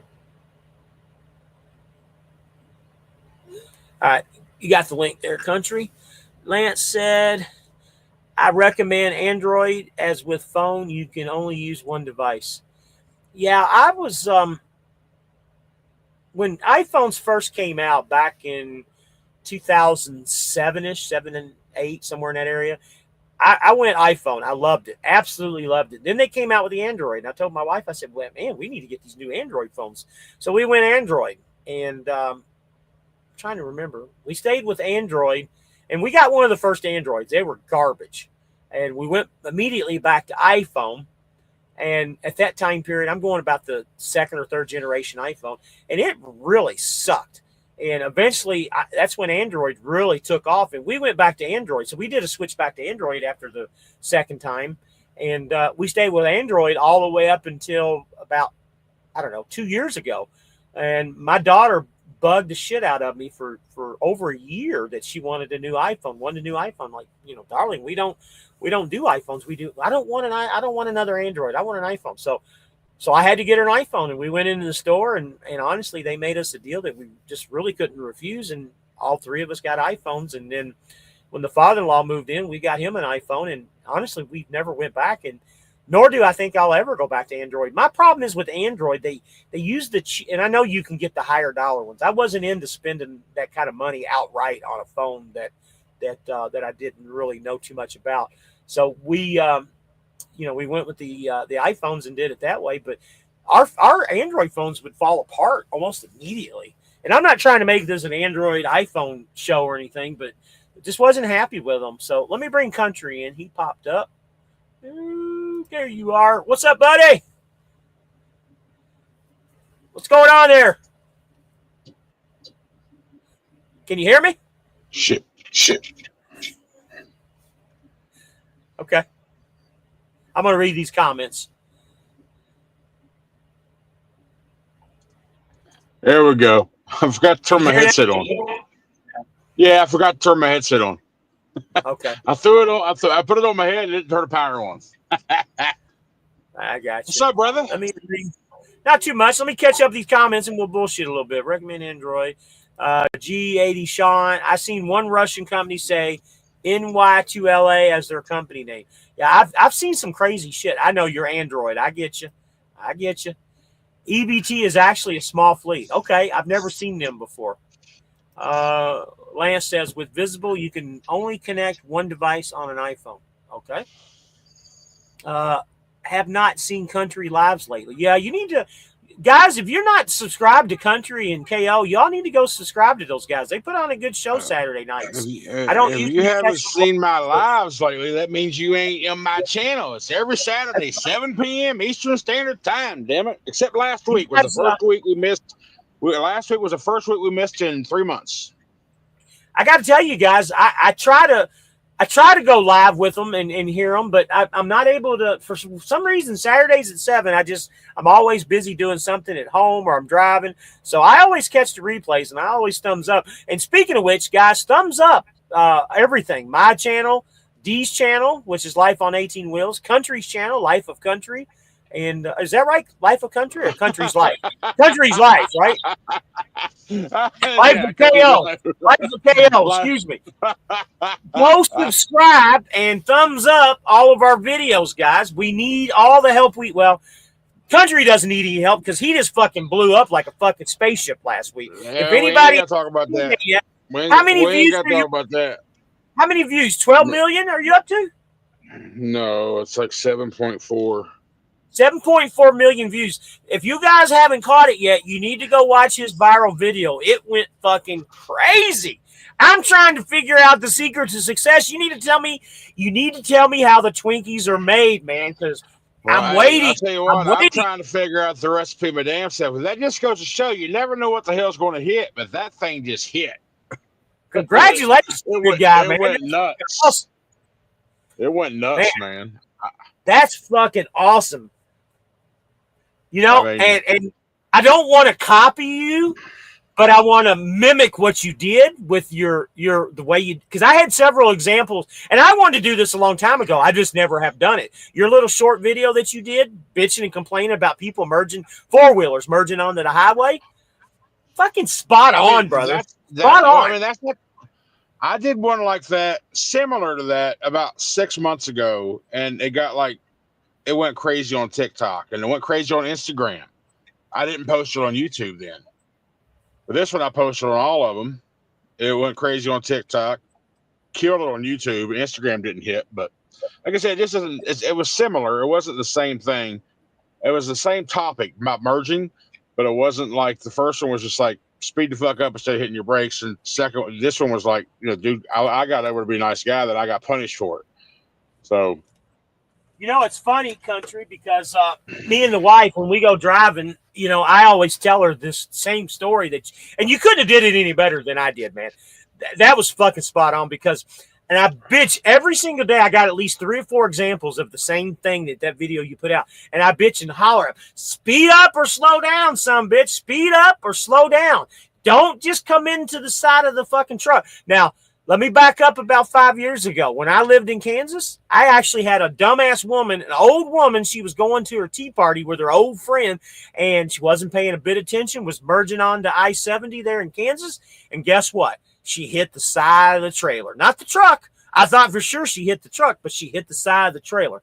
No damage whatsoever than just a little bit of paint transfer on the tires, but her Cadillac was destroyed. It literally, she's lucky she didn't go under the trailer, dude. Seriously.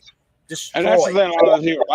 There's 95% of the response on that video, people were like 100% agreed, hands on, all that crap. We're talking about, hey, I give space. There's that 5% of people that like, I'm going to stay there as long as I want. You come over, I'll be seeing an insurance check. I'm thinking you ain't gonna see nothing if you're fucking dead. Yeah, you're not gonna see anything if you're dead. And guess what, motherfucker? It's your fucking fault because you're supposed to merge. It ain't the trucker's fault because I'm already in the right of way of traffic.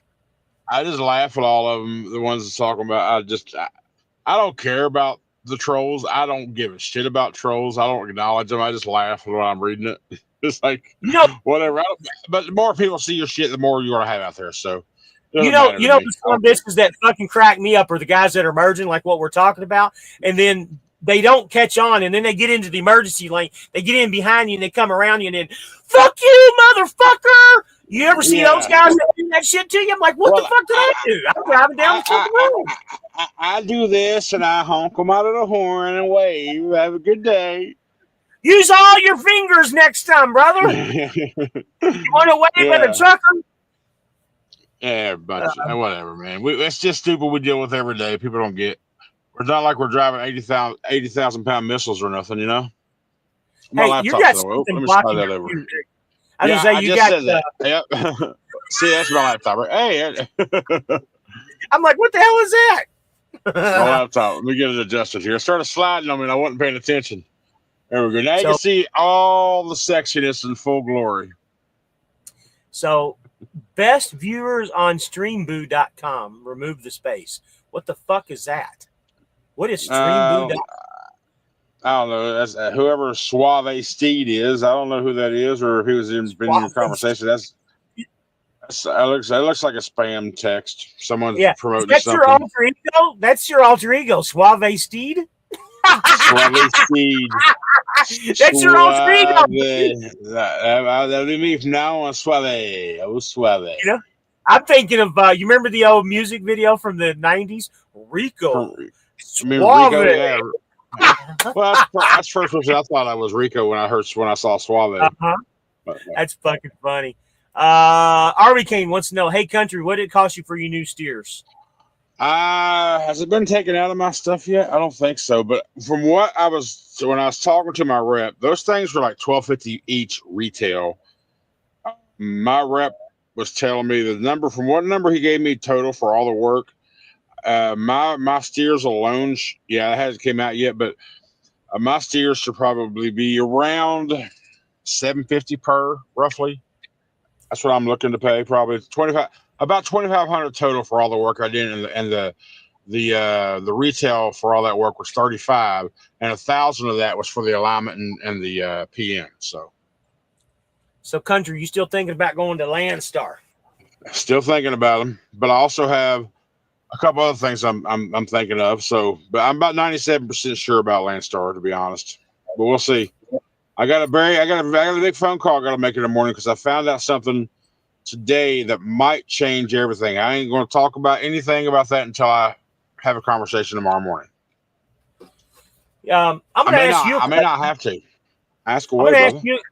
I'm going to ask you a question. You might not know this answer, but since my status has changed from lease driver to actual owner operator, I'm curious if I still get the Schneider discount on tires and stuff, or do you know? Well, sure, you're still. It doesn't matter. We're still in the system as the same ICOO, whatever. You're working under the Schneider DOT number, so yes, you have those benefits. I just wonder. Now, if you were an owner operator under your own MC, then no. Right. What about? I noticed on the main page of Accelerate, there's a thing on there, tire banks. Have you seen that? Yeah. And I guess you just scroll to, like me, for instance, there's like 3 locations in Florida: Orlando, Jacksonville, and Tampa. So if I want to get tires in Jacksonville, I just call that company and get prices. Is that how that works? Or do you know? Well, no, that's not what that's for. That's for like if you have that's for company equipment. Now, if you have, if you got trailer problems, you need to get a trailer replaced, but you can make it somewhere. Look, see if there's a tire bank near you. They'll go in there and swap. You take it in there and swap it out. Now, for your own truck, I'm not saying you can't use those locations, but first you got to contact your SFI maintenance people. I don't have SFI anymore. Remember? Oh, that's right. Well, then, yeah, that's right. Yeah, who would I contact to get prices? So what? Who would I contact to get prices from now on the contract? Then go to the banks, the tire banks. Then. Okay. Yeah, that's good. Yeah, I just wondered about that. Any Goodyear dealership, you should be able. I don't think it's an SFI. I'm pretty sure it's a whole Schneider discount, national tire thing. Okay, I can probably just ask Loves here too, right? Because I know. Well, you probably won't get. Here's what I know. I know if you go to a Goodyear dealership, not a Goodyear like Tire Sir, but a Goodyear dealership, you can get 40% off some drive tires. Really? Okay. I just called my buddy Go Prices, bought some there a few weeks ago. So He's not with SFI no more. He paid his he took his SFI truck and got a bank finance. So he's in the same boat we are. But there's a lady. I got a phone number. I got her number. He sent me. I'll forward it to you. You can call her. I'm not sure what department she's in or whatever, but we get discounts with Schneider for sure. Okay. So Army Canes, what the hell did you get for the tires, or what did you get for tires? You went with the just same regular ones. Well, the same ones that came with it, the Goodyear enhanced LHS tires. They're 16 ply. So I was talking to the guy. I was looking at the Yokos for 16 ply or whatever, and he said, "Hell, these are 16 ply as well." I'm like, "Well, I mean, I won't go cheap on steers. And when it comes to drives, when it's time to replace those, I'll probably look for the lower price. But when it comes to steers, that's where you want to spend your money. But I got the Goodyear enhanced LHS tires, 16 ply tires." Yeah. So G8 Sean said, "Would you still recommend JB Hunt?" So Army Cane is on here. He's with JB Hunt, and he can answer that question for you. But my opinion, no, I would not recommend JB Hunt. They play too many games. They've lowered their rates. That was one of the reasons why I went back. I had an opportunity to probably try and go back. But once thinking about it, me and Poppy's we've talked about this many a times, and JB Hunt's not where it's at right now at all. But again, everybody's situation is different. But go ahead. Right. I just realized I said the wrong word. The Goodyear Endurance, not what I say, enhanced or some shit. Goodyear Endurance LHS is the brand of tires I got. And those things are $1,200 a piece? Well, I'm just going off the retail page of what he told me the cost would be retail, $3,500 total. And since $1,000 of that was my PM and alignment, that leaves $2,500 for 2 tires, so that's $1,250 a piece, right? So, right. So once you get your discount, they're going to be like $600 or $700 a piece, I would imagine. Yeah, somewhere around that window. Yeah. If my memory's correct, because I end up putting 2 steers on that international from SFI, they were like $650 a piece, if I remember correctly. But they weren't. I'll tell you what, I was able to test out that alignment job that Southern Tire Mart did for me there last week. Because I mean, since I left Houston last Wednesday, it's been windy as all get out every day since then, up until like yesterday. I was able to just finally let go of the wheel and see if I drift. Perfect alignment, man. I'm not drifting right, left, or nothing. That's just perfect. It's holding true. So I'm like, all right, $300. They did a good job. So I apologize, Army Cane. I apologize, Army Cane. I was thinking you were with JB Hunt, so he's with Hellwig. I apologize. Hellwig, yeah. Didn't realize that. I apologize. I still want to know who Suave Steed is. Just someone going around spamming links. I wonder what that site is. Let me see. What was that called? Suave? Where you at, Suave?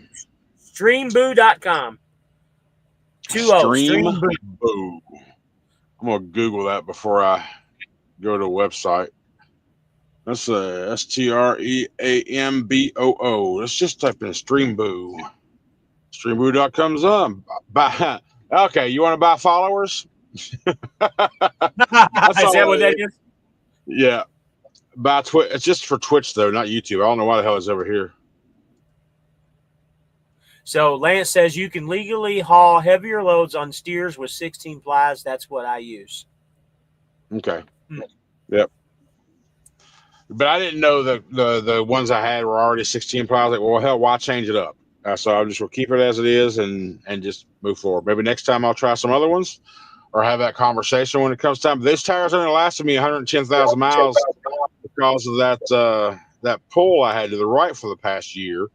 But I was like, well, if you're going to replace one, you got to replace them both. You just have to when it comes to steer tires. That's the way I believe anyway. So, and that's what I've always done, even on my personal vehicles. If I'm replacing one tire, I'm replacing both. And on my personal vehicle, at least I'll put the new ones up front and put the old ones in the back, whatever.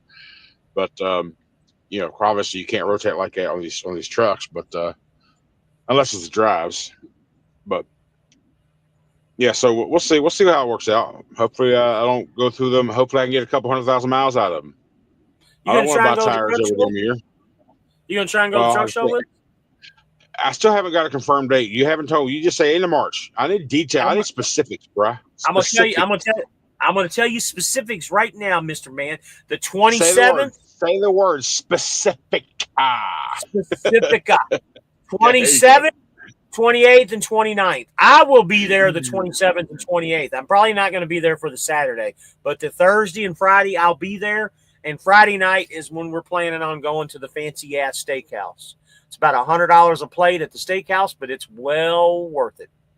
Fuck it, you pay $75 at fucking Texas Roadhouse, so it doesn't matter. Money doesn't matter to me. I don't give a fuck about money. I don't give a damn about spending money as long as I'm getting the quality, and if I feel like it's worth it, I don't give a damn how much something is. I don't. I never have. You want to hear the name of the restaurant? Gordon Ramsay place. You told me, was that what it was? Gordon Ramsay restaurant? No, we're not going to Gordon Ramsay's. I can't get a. They won't book us too far ahead. But listen to this. The name of the restaurant we're going to go to is called Le Moo. Lammoo. Le Moo. Where the hell's Pepe at? Le Pew. Yeah, we're going to go to Le Moo. That place is great. That's where me and Trucker Todd went 2 years ago. That food was great. You're gonna have to kind of keep reminding me as closer we get, because if I can get a load going through there that allows me time to stop, I will for one night, one day. I don't know which day it'll be. It's going to depend on what load I can get through that. If I can get one to that day, because about 3 weeks after that, I'm taking a week off to go back home. I got to get my annual DOT shit done. I got to get hazmat endorsements, tankers, doubles, triples, twit card, passport, all that shit done that week. So, well, just to give you a heads up, they got free parking for the trucks. They got everything all set up to the side. They got TA puts like mobile trailers in there for showers and bathrooms, so you won't have to go anywhere to do any of that shit. And the tram, which is the train, will come and pick you up, take you to the stadium where everything is. So everything's free. It don't cost anything. And by the way, I told you this last night on your live, but you look even skinnier tonight on my live. I mean, seriously, your face is, it's shrinking, dude. Super suave, or suave Steve. You are. That's because I'm Rico, damn it. Buddy, you need to do an alter ego fucking YouTube channel, man. Super suave or suave. Super suave. Whatever. Shut the fuck up. Get the fuck out of here. That's funny. Hey, I've asked you this 1,000 times, and you've told me 1,000 times too. But what is the name of your merch store again? Oh, speaking of merch store, go to countrieslife.com. Okay. Just do it. Oh, you got it hooked up that way now, huh? Yep. I just bought that domain last night, and I have it going directly to my merch shop. I just updated all the links in my bios and all that shit. Well, future bios anyway. I'm not going back to change all the videos, but countrieslife.com be easy to remember for anybody. But what's the name of the merch shop I go through is Spread Shop. You can see that stuff there. It's okay. Yeah. I'm going to start mine too. That's why I'm asking. I'm getting my wife to get on board, and she's going to do it. Spread Shop. Whoops. Yep. You can see it. Well, if you go to my page, up at the top, it'll say start your shop for free. you can just click it? Yeah. Huh. All top, I see is 15% off everything. Oh yeah, there's a sale going on. 15% off everything right now. Oh, I see it. Open your own merch shop. There you go. Okay. Yep, absolutely. Boom, Bob's your uncle. So, Nicole, if you're listening, there you go. You've asked me. Spreadshop.com. That's where our merch store is going to be. I don't even know if she's still on here, but I'll get in touch with her later. We're gonna come up with some truck and shit show stuff for me and D. And I don't know what D's plans are. I mean, I've talked to him about this before, but you notice he's sometimes of a little bit of a late bloomer coming to life with stuff. I'm not waiting. I think he's just got different things in his path that he wants to focus on, other than, he's focusing on what he feels is important on him at that moment. So he'll do it. Yeah, there's no point in. He apologized to me, and I'm like, bro, there's no word. No need to apologize to me. Shit happens. We're all truckers, man. If you can make something, you can make it. If not, you can't. Army King says $100 steak. The HOTUS better be jerking me off while I'm eating it for that price. So if you want that kind of action, you got to go to Rachel's Steakhouse in Orlando. This guy, he would know. He would fucking know, Army. Let me, and I've said this. I've said this many, many times to you, country, and you don't remember this. My father, growing up, owned strip clubs. Oh, okay? yeah, that's right. That's right. The reason it's named Rachel's, let me finish. The reason it's named Rachel Steakhouse is because when you get the receipt or the credit card bill, if the wife sees it, she sees Rachel Steakhouse. She has no idea that you've been to a fucking strip club. When you went to our strip club was Babes, but when you got the receipt, it wasn't Babes. I don't remember what it was, but it was something else like Rachel Steakhouse. That's why it's called Rachel Steakhouse. As soon as you drive by that place, you know exactly what the fuck it is. I promise you. Just so you guys know, if that's the kind of steak you want, that's where you go to get a steak and get jerked if you want it. I have never done that, nor do I want that from those type of places because, again, growing up around that shit, those women are the dirtiest motherfuckers on the planet, dude. Well, of course. I also got me a big-ass prime ribeye from Walmart I cooked yesterday in the truck, and that thing turned out fabulous. It looked good when you sent it to me. Well, that was D that sent me. Yeah. $20 prime ribeye. So here, like Nathan Wills, I just explained how I knew that. I just explained that whole situation. You don't need to be. You know what Rachel Steakhouse is. You live right around the corner from that fucking place. Lance says, "Love women." You remember? I know you're a country guy and you listen to a lot of country. You remember Confederate Railroad? Remember Trashy Women? Sure. Trashy Women. Sure. I like my women just a little on the trashy side.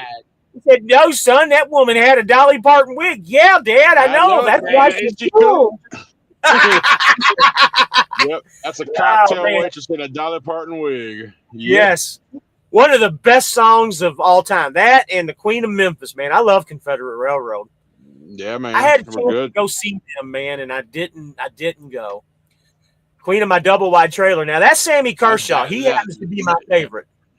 Yep. Good old Sammy. You know, Sammy Kershaw back in the day. Sammy Kershaw was married to Lori Morgan for a while. They end up getting a divorce. And now he's got a woman that's like 50 or 60 years younger than him and just had a baby that's like 3. Did you know that? He's in his 70s and he's got a baby that's like 3 years old. Did not know that. If you're horny and you're hoe, it get the clap. If you're horny, and hoe, it gets a clap. If you're horny and you hoe, it gets a clap. If you're horny and you hoe, it gets a clap. If you're horny and you hoe it and you don't care to show it. If you're horny and you hoe it, get the clap. Boy, this is fucking awesome. I'll decipher the comments for you to understand. Okay, I got you back. I got your back, buddy.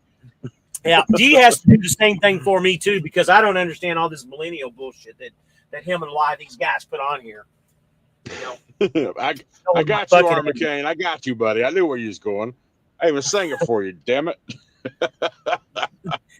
Lance says that he's got a buddy that goes to the massage parlors for a good run. You know what? I got a good buddy that he likes 2 things. He likes the massage parlors like you're talking about and getting a steak at the casinos. It's so funny, man. So let me back up a little bit. Let me tell you a funny story about a massage parlor. You ready for this one? I'm ready. I'm going back to about 1995, 96, somewhere in that area. So I'm going way back before I was even married the first time. Of course, I said my dad had a strip club. And my 3 buddies that were with me that night, all 3 of us were cops. We were all deputy sheriffs. We all worked together. And right across the street was a massage parlor that was on the 2nd floor of like an industrial park. And the 3 of us, of course, we had a little bit to drink that night. Said, hey, let's go over to the massage parlor and just kind of go take a look around. We went over and knocked on the door, and the young lady, they had one of them little slider things. She looked in and says, no, you're not welcome, you cops, and shut the damn thing. And she wouldn't let us in, dude. She wouldn't let us in. And obviously, we weren't in any type of capacity to really, go any further with it. So we went ahead and left. But it was just funny. She knew exactly we were cops, man. She's like, you're not welcome. Leave.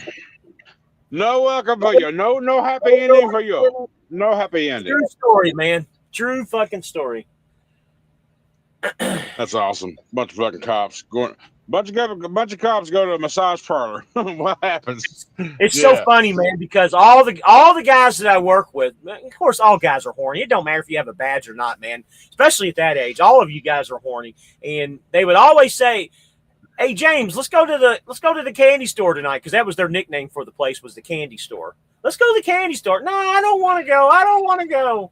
I never really wanted to go, but we end up always going, and of course we always drank for free and stuff. It was a getaway at the time. It was something to do. For sure. Believe it or not, it kept us out of trouble in a roundabout way, if you really want to know the truth, because it was a familiar place. Everybody knew that we could go there and drink and have a good time and really be taken care of. I mean, I'm not talking about the girls or anything, but I'm just talking about my dad, and the manager was there. Her name was Carol. She was a good friend of the family. She was back then. She was in her 60s. I don't know if she's even still alive, but she made sure that we all got home and got cabs and whatever needed to be done. Cool.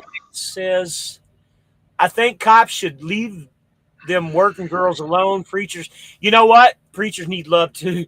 The things that irritate the shit out of me as I get older and older, marijuana is one of them. I always have thought that marijuana should have been legal years ago. Even when I was a cop, I have never, ever made an arrest on marijuana. I've never believed it. I never believed it was a crime. Personally, in my opinion, I think all drugs should be legal. Because if you're dumb enough to take them and do them and want to do them, then that's your business. Now, granted, is that the right way to do it? I don't know. But at the same token, make them all legal like marijuana in some states and tax them. Well, fuck it. Disable all laws. There shouldn't be any laws. Let the freaking cycle of life eliminate the idiot. Let the freaking cycle of life. Let the cycle of life eliminate the idiots. Then you got prostitution. That's another one that I think should be legal. Hey, it's a natural selection. If motherfuckers want to do stupid shit, they deserve the stupid consequences. That's right. And everybody's bitching about this first firing squad execution in Indiana or Ohio, whatever it was there last week. South Carolina. Well, wherever it was, he chose for that. And I've always believed, if there is actual 1 gazillion % proof that you actually are guilty of the crime, murdering somebody, however you murder that person should be the way you get executed. If you torture them for 17 days, raped them, cut a toe off, whatever the process was, you should die the very same way. Eye for an eye, just like you say. But then they talk about, inhumane. Was he humane when he killed Josie? No. So who gives a shit at that point? But now, there are some times, of course, people are convicted wrongly. But like I said, there's got to be no doubts. Zero. A confession or something, So maybe that's why they don't do it. Maybe I'm just a redneck and don't give a shit. Lance says he's not sure if fentanyl should be legal. I'm mostly libertarian and got my limits. I don't think fentanyl is a unique animal, and I agree with you to a sense. But fentanyl was just kind of a mistake of a drug that came out to basically kill. But yeah, I see what you're saying. Yeah, I'm not libertarian, but I'm an independent. I lean. Here's the thing: I have no left in me at all.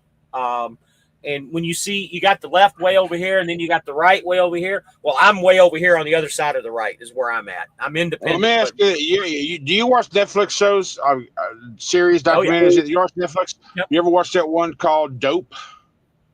I did. I liked it a lot. It's very good. Okay. Well, then this piggybacks off that fentanyl discussion. Remember episode 1? How that whole series, for those who don't know, Dope is about 2 camera crews, one following the cops, one following the drug dealers, right? In different cities every episode. The very first episode, where were they, in Boston or some shit like that? I stand corrected. I haven't seen that. I thought you were talking about a TV show called Dope Sick. That was about heroin epidemic or whatever. All right, well, here's the thing. It's called Dope on Netflix. Episode 1, I believe they're up in Boston, New Jersey, or somewhere, Philadelphia, somewhere in that window. And like I said, you got 2 camera crews, one following the cops, one following the drug dealers, and both sides are being open with the camera. And of course, a lot of these dealers are covering their faces, but they're allowing them to follow them. And they was talking about fentanyl, and they're heroin dealers, right? They were talking about fentanyl, and this one dealer said, they asked him, how do you know how strong to make? Because heroin by itself isn't really a potent drug. It's got to be added fentanyl to it, which is what makes it what it is. And he's like, how do you know how much to put in it? He's like, I keep raising the batch until somebody dies, and then I lower it back down. Wow. He said, I want to have the best shit on the streets so they keep coming back. But once somebody dies, I know I went too high. Interesting. I'll have to put that on. I've never heard of that. Yep. I don't know if it's still there now. This is a couple of years when I saw it, but. So you got Hulu by chance? I let that go a couple months ago because ain't nothing I want to watch right now. Yeah, Hulu's kind of all the time. Yeah, Hulu's interesting. Sometimes they'll have a bunch of shit and then they'll take it off. But there's a show called Paradise on there right now that's really good. I talked about it earlier. Paradise, really good. Okay. I mean, I do that all the time because I have Netflix, I got Paramount Plus, I got Hulu, I got Prime Video and other things, but I just kind of let Max, I got that, but I let them go from time to time. When I don't watch them for a month or so, I'll let them go and I'll come back to them later on. I just kind of cycle through the programs of whichever show comes on at that part of the year because, every one of them's got a specific season or time of year. They have this show that you want to watch. So if I'm not watching that show, then I ain't going to pay for you. I know you watched Landman, right? Yes, that's on Paramount Plus. I'm waiting for the They just signed up for season 2 and 3, man. They're shooting it right now. I heard something about that. I love Billy Bob Thornton, man. I think he's I've always liked him. Buddy, there is no character Billy Bob Thornton can't fucking play, man. That actor is by far the most underappreciated actor on the planet, dude. And the first time, because everybody's seen Sling Blade. I'm sure everybody has. And I didn't know for years, until years later, that was Billy Bob Thornton. I was like, Carl is not Billy Bob. It looks nothing like him.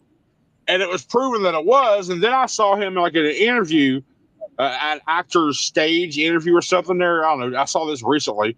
And they asked him, because he was still young. So it was an old interview, of course, but he was still young. And they asked him, can you bring, how did you come up with Carl? He's like, and they asked, can you do it? He's like, well, I can, but it hurts. He's like, what do you mean by it hurts? He when he pushes his jaw out, it dislocates. And when he's got to talk like this, he's like, man, it hurts when I do this. But 1 second he's Billy Bob, 2 seconds later he's Carl. I'm like, right there in front of your eyes, like, holy shit. That shit was great. Yeah. Billy Bob's awesome. I love him. Yeah. He's an underappreciated. He has a band too, right? Nope. No. I'm a fan of watching him, but I don't know. I'm not a fan. I don't know anything about his biography. I don't know that. He actually plays really good music. If you like country, and he does bluegrass is what he considers himself. Yeah, look him up, dude, on YouTube. He's got a bluegrass band. Very interesting. Okay. Another underappreciated actor that is phenomenal. He's very low key, and you don't know a whole lot about him because he's French. But do you ever see the movie No Country for Old Men? I've heard of it, but I don't think I've actually watched it. Buddy, watch that movie. The psychopath in that movie he's a French actor. He's been in a lot of movies. I don't know what his name is off the top of my head. That guy is phenomenal. You'd never know he was French in that movie, dude, because he speaks English great. Watch the movie. It'll blow your mind, dude. And it's about 20, 25 years old. It's a great movie. Yeah, it's an old movie. I don't think I've ever watched it, though. It's one of the best movies of all time, dude. Now, speaking of Billy Bob, I'm sure you've seen Monsters Ball, right? Oh, yeah. That was a good movie, too. I love Halle Berry. Yeah, that's just because Lance's comment down there. I was like, yeah, I know what you're talking about, buddy. So, unfortunately, natural selection hasn't worked in Oregon. They still made all drugs legal. Yep. Once I don't know if they made all drugs legal. Man. Last time I was there, they had like tent camps and shit everywhere, man. So Lance says he likes Justified. I've seen Justified years ago. It's pretty decent. I haven't seen Billy Bob makes me think of Halle Berry. Yeah. It makes me think of Halle Berry is that movie Swordfish with John Travolta. You remember that one where she was topless for the first time? I know of the movie, but I know of the movie, but I don't think I've ever seen it. I don't think I've ever. I've never been a big movie buff ever, really. The movie's okay. The movie's okay, but just go to YouTube and just watch the 10 seconds of Swordfish when she's sunbathing with that mirror-looking thing with her breast. Just trust me, you'll like it. She's very, very, very attractive. Let's put it that way. Lance says No Country for Old Men is slow starting, but it's classic. Yes, it is. It is definitely a classic. Just think Billy Bob was railing Angelina Jolie in her prime. Yeah, ain't that the shit? You know what's funny about Angelina? What's funny about Angelina Jolie? She is as far left as you can get, and her dad is just a fucking complete opposite. You know John Voight, right? That's her dad. I know John Voight. That's her dad. Did you know that? Yeah. Well, I didn't remember until you did mention. Yeah, I did know that. Yeah. He's a big time Trump supporter, big time, but he's as far right as can be, and she's far left as can be. Interesting. That's just cause she's still mainstream Hollywood apparently, or some shit. Her and Brad, they ain't together no more, are they? Or are they? No. I tell you what, John Voight's best character, in my opinion, was in Ray Donovan. If you've never watched that series is phenomenal. Have you ever watched Ray Donovan? No, never heard of it. Oh my God, dude! There's 5 or 6 seasons of Ray Donovan plus a movie. If you've never watched Ray Donovan, you like The Sopranos? Oh yeah. You need to watch Ray Donovan. You'll enjoy Ray Donovan just as much as you did The Sopranos. Promise. Where's it at? It's it's on Max, HBO Max. Okay. You can get a subscription. You can get a subscription at Max through Prime for like $5 a month. Well, yeah. I mean, like I said, I got subscriptions to all these, but I pause random ones from time to time. I don't know if that was one of the ones. I haven't checked real quick. I haven't used that one in a while. Because now you mentioned Max right here. I need to build Ray Donovan on Netflix, honestly, because it's so old now. I just don't even fucking know. Get to the newest. I got to update the app for it. So apparently, I still have my Max. You'll enjoy Ray Donovan, I promise you. Did you ever watch True Blood back in the day? Yeah, well, back in the day, my wife at the time loved that damn. She fucking loved it. Me and my wife used to watch that all the time too. But I didn't get into it like she did. But like over the past year, I watched it, and then I'm calling her. You know, we're still buddies. We still talk. I'm calling her and say, "Hey, I'm finally watching True Blood." She went, "Oh, finally you're watching True Blood?" I'm like, "Yeah, remember this?" She remembers all of it. She was a huge ass fucking fan. Buddy, so yeah, it's hard to talk about. Yeah. As you get older, though, that show, like I couldn't watch it now. If it was out now, I couldn't watch it because it's silly. You know what I mean? It's really silly. Yeah. But back in the day, it was popular and it was the thing to watch. You know, your taste changed. Oh yeah, for sure. And my Max, I just had to update the app. My Max is not active right now, so I might go in and re-up it. I don't know. I'll look for it. Ray Donovan. I'll look for it somewhere. If I can't find it, and I'll check it out. I bet it's on Netflix. Let me look and see real quick. I guarantee it's on Netflix. I feel like I would have saw it in my suggested if it was. So where you at tonight? You're in Ohio. You're in Akron, right? Dayton, Ohio. Dayton. I was one of those damn 2-syllable towns. Dayton. Gotcha. Where'd you say you was going with that load? It's going to Pennsylvania.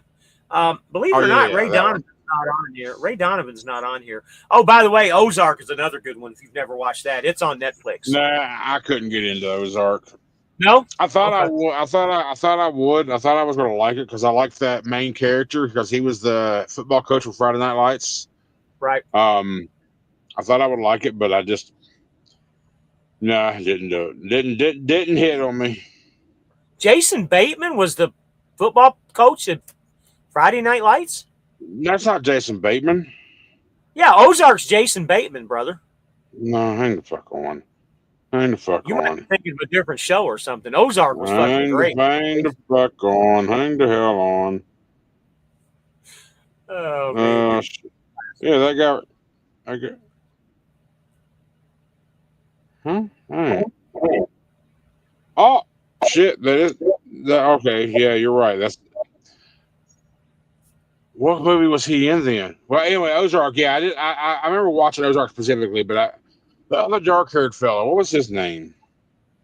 He was in. He wound up going into another series, and I thought I was going to like it because of him, but Friday I was wrong. Look it up here, and I'll tell you who it is. That's what I'm doing right now.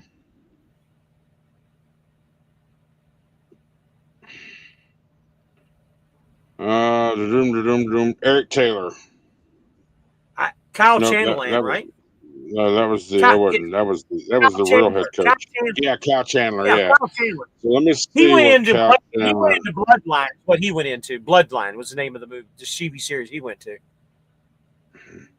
Something else. I know it was because I'm a freaking moron and I don't remember stupid shit like that. Oh, there's game night. That wasn't it either. Oh, well, it don't matter. It don't matter. It don't matter because I'm a big dum dum. I told you, your buddy's sometimes a big dum dum. I've said that many times to all my friends that this guy right here, idiot. I'm an idiot. Okay, because I don't remember this random crap. I remember the stupid shit, not the important shit. And my brain's only got so many file cabinets in it. So when I learn something new, something's gonna get kicked out back here to just get in there. I'm telling you, So I'm very the RAM needs to go away, huh? My wife calls it. yeah. My wife I calls do it not- useless knowledge. She says I'm a wealth of useless knowledge. My wife, my ex-wife, I guarantee. Well, you know what? Y'all probably get along fucking fine. Y'all would be, yeah. Y'all talk about the most. I told her. I see, she's smart. She's very book smart. Her common sense is fucking gone.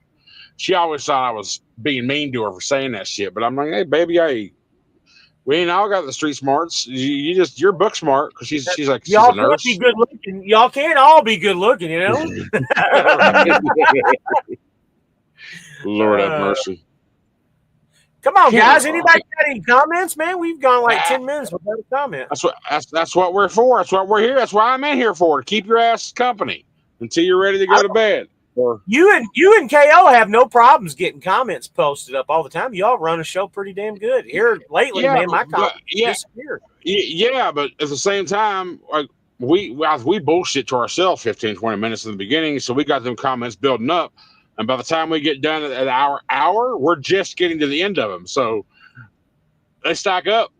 And we only do an hour. So an hour is easier to pull off than 2, 3, or I still think you should name your show the Power Hour or so. And that way, if you go over a little bit, it's no big deal. The Power Hour or so. Nope. Now there might be like a Power Hour extra at some point, but come on, man, that's not current events. You never know, brother. But have you talked to Joel? Is he doing right? Yeah, I talked to him today. He's going back to work tomorrow, and he's heading to Jacksonville to pick up his trailer tonight, so he can pick it up at the port tomorrow. So, not trying to, you know what? I probably shouldn't bring this out. He wants to put this shit on his own channel, but I'll ask you in private about his status and stuff. I don't want to put it out there. The status of what? Ain't nobody ashamed of nothing, brother. He was thinking about what he was going to do and stuff. And again, like I said, I don't want to go into details. That's his channel. I don't want to spoil it. I don't like spoiler alerts and stuff, you know. Okay. I don't want to give any spoiler alerts. Army Kane says whatever. Power Hourish. That's pretty good. That's really good. Power Hourish. That's funny. What'd you have for dinner tonight, man? What was dinner for you? You know what? This Love's that I'm at, they got a Sheetz right across the street. And if you've never had it, Sheetz has the best spicy chicken sandwich that you can get. It's better than Wendy's. Well, it's not better than Chick-fil-A. Chick-fil-A has the best. I knew you were going to say that bullshit. Listen, I love Chick-fil-A. Chick-fil-A is not that fucking good. Everybody's brainwashed. Chick-fil-A's, oh my God. No, Chick-fil-A's not. But anyway, the point is, listen to me. Chick-fil-A is God's meal, man. That is God's blessed meal, man. And Chick-fil-A is the absolute best. Go ahead. That's why opinions are like assholes, you know. But you know, they really do have a good chicken sandwich. Sheetz does. I'm not saying it's I haven't had Sheetz in a while, but you know, remember a few months ago, I guess it's been about 3 months when I first started. I'm sorry, I keep pausing because I hear myself in the background. I think I'm interrupting you. So about 3 months ago or so, when I first started talking about going the carnivore route, remember you called me, hey, let's do this at the same damn time. And we didn't work out because I wasn't ready to move in yet, and all that good stuff. So, but now that I'm in it, I think I'm about 6 weeks in or so. I'm just guessing because I don't know when I started. Maybe Matt, why don't you come on, get do it with me? Because tonight, what I had a pound of hamburger and I had some shrimp. I had a bag of Gulf wild caught, no farm, none of that farm breed shit, but wild caught Gulf shrimp. I had a pound of burger with some cheddar cheese on the top. That was so good. That was my meal. So you got to go carnivore with me. You call yourself a dirty carnivore is what you call yourself, okay? Well, the reason I'm classified as dirty is because I still do sausages, which is a processed meat, and I still do dairy. A lot of people say dairy can be done. It depends on your body if your body can accept it or not, how your body reacts to the dairy. If you can't handle it, then don't do it. But if you can, then dairy's not that big of a deal. So that's why I'm classified as a dirty carnivore, not a purist. I'm just going by what the fucking community says. It's not my words.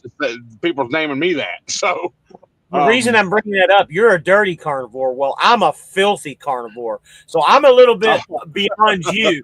I've always done kind of a carnivore diet to begin with because I don't like a lot of vegetables and I don't eat a lot of fruits. So I'm kind of a carnivore by life, anyways. I always have been. My problem is bread. Bread is my biggest problem. Now, if I get a hamburger or something like that, I gotta have it on a bun. So that's why I'm calling myself as a filthy carnivore because I still have bread. But a lot of the sweets and that type of shit, and I say that after I just had a piece of red velvet cake earlier, but sweets on the most part, I try to cut sweets out as much as I possibly can. Now, with that being said, I might have one a day, but I try not to eat a lot of sweets. I try to keep the carbs down as much as I possibly can. That's why I call myself a filthy carnivore because I do eat a lot of meat. A lot of meat. As a matter of fact, every meal that I have has some type of meat in it. It always has been that way. Technically, we're all carnivores. If we're all meat eaters, we're all carnivores because we eat meat. But it's not the same thing as being on a carnivore diet or a dirty carnivore diet. So. No, I'm a filthy carnivore. You're just a natural carnivore. Got you. Yeah. I have been my whole life. But yeah, I'm just like I said, I'm just trying to repair 47 years of not giving a shit. I guess when you get older, you start caring about crap. When this truck show is done, as soon as I get the few people paid back that I need to pay back because of this truck deal, I'm going to go visit your people up in the Chicago area and get my decals done. And I got a project for you, and you keep telling me that these files need to be converted. I want to send you what I have, and I want you to convert them for me. I've already told you how this works. Everything that I've done is already there. But the files that you have that you already had, I told you need to contact the original artist because you can't convert a file from an original art. They can send you if she that lady who made that art, that drawing, that art for you, all she's got to do is go into the program and save it as an SVG, and then send it to you. Okay. I'll do that. I'm not saying it can't be done, but in order to do the detail of work that needs to be done, I don't have time for it. My people can do it. They just charge you. They charge you like I think $150 extra because it takes so much time to do. They'll charge you $150 a vector fee, but unless you can get a hold of your original artist, all she got, push of a button, she's done. Okay. Now that's if she created it from scratch. If she took a piece here and a piece there and a piece from here, piece from there, and put it all together, that won't work either. So if she created it from scratch, she can do it with one click of a button. What if she didn't create it from scratch? Can they still work with what I have? They can, but they'll have to vectorize it, and they'll charge you a fee for that. Okay. But if I get her to do it, there won't be an extra fee to it. Only if she created it from scratch is the only way she'll be able to do it. But like I said, I don't know if she drew that by hand or drew it by her on her art pad or if she drew it with a mouse. If she made it out of her head onto that screen manually, it can be done by one push of a button. But if, like I said, if she brought pieces together and just kind of edited them, those are already completed pieces that she just put together as like a puzzle, right? So You have to talk to her first. See if she designed it from scratch, and if she push of a button is done. So let me ask you this: this is just strictly your opinion. You've seen my truck, and you've seen Dee's truck, and your truck's the same way too. You know how you have the gray on the bottom? Yep.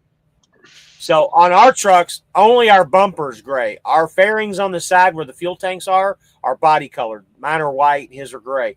What I'm thinking about is having that bottom section wrapped either gray to match the front bumper on the sides to make it look like an SFI truck, because I really like that two-tone look, or have the two sides wrapped and the bumper wrapped black. So I'm thinking about going with like a stormtrooper look, black and white, or should I have them the sides wrapped gray to match the gray bumper? What's your opinion? Well, I'm going to piggyback that conversation off a conversation I just had with Fidel the other day. Okay. My plan is to have all of my dark gray fairings and bumper and all that shit. Uh-huh. I'm thinking I'm gonna dye them. I'm either going to dye them or do the wrap, but I want mine to be black. Okay. I don't like that gray. I think this truck would look better if it's black. So that's my opinion on the fairings of my car, my truck, a blue truck. I think the black and blue, of course, goes together, but I think it would just pop a little better. But I didn't think about wrapping it. I thought about just dyeing it. Because you can dye that. What's that? Just plastic. You can have a. I don't know what's more cost efficient: paint, dyeing, or the wrap. Now you got. What about now that? you got me starting to What think about that? What about that plastic dip? I've heard about that shit before too. You ever heard of plastic dip? Yeah. I know all about that. I mean, maybe because you can buy that shit, and I mean, you can buy a whole kit of that for like $400. That's including the gun. All you need is an air hose. Yeah. So, I mean, do you want to take the time to mask your whole truck off and spray paint that or paint that shit on yourself? I mean, it can be done, but there's people that do that plastic dip that you can just hire, and it's not very expensive, a couple $100, and it's texturized. It's texturized too, like rhino lining is, and that way if you get rock chips and shit, it can be. It's not all of it. Like if you get most of us, like or a lot of the ones I see, I'm not saying you can't get that. I haven't seen any texturized ones. All I see is like plastic dips, like for your car. You can have a fluorescent or some different color, crazy color, and you don't like it next week, peel it off, do it again. So right. I don't know about the texturized stuff. Now my buddy's got an F-150 he bought last year, and he wound up going around, and he was a red truck, but he wound up going around rhino lining the lower half and these bumpers because he liked that black and tone, that two-tone black and red look, and he used rhino lining. I was like, okay. So he's got that texture look by using the actual rhino lining shit. So does it look good? Yeah. I mean, from pictures, but I haven't been in Ohio. I haven't been to Marysville, Ohio in a while to see it in person. Right. I got you. I the wrap kind of scares me a little bit because I know it can get kind of expensive with a wrap. The plastic dip and all that shit, I think is a lot cheaper.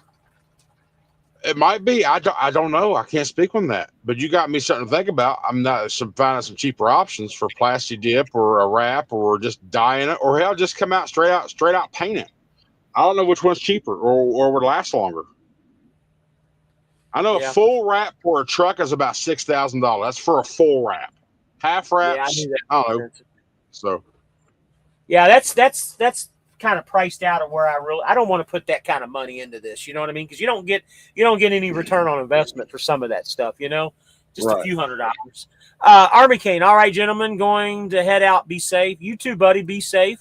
Yeah. John Huntley Country twice in 24 hours. Sorry you had to sign off for a bit. Yeah, we got Country in here on loan. Rabbit. I came back. Country. I shoot. Bourbon boys got to stick together. Yeah. John, my little buddy. Yep. Oh, John, my little buddy. He sends me pictures of his bourbon bottles when he gets them because I can't actively bourbon hunt no more. So whenever he gets something, he sends me pictures and it makes me jealous. Because I'm a bourbon guy. I love bourbon. Like when I took last weekend off, my buddy and I, we got a couple bottles, and we just drink old fashions. And of course, I have my neat options, and we drink a lot that first Friday night. And then Saturday came around. Guess what? We went to we went out to dinner and had bars, and came back and had more bourbon. So yeah, that was a nice. It was a nice relaxation. You taking any of the tours at Jim Beam or Maker's Mark or anything when you're in Kentucky? Yeah, I've been to Buffalo's Trace. I'm actually an ambassador for Maker's Mark, and I have a barrel that's right now. I just reaches 4 years. I got a barrel of whiskey there. It's got my name on it.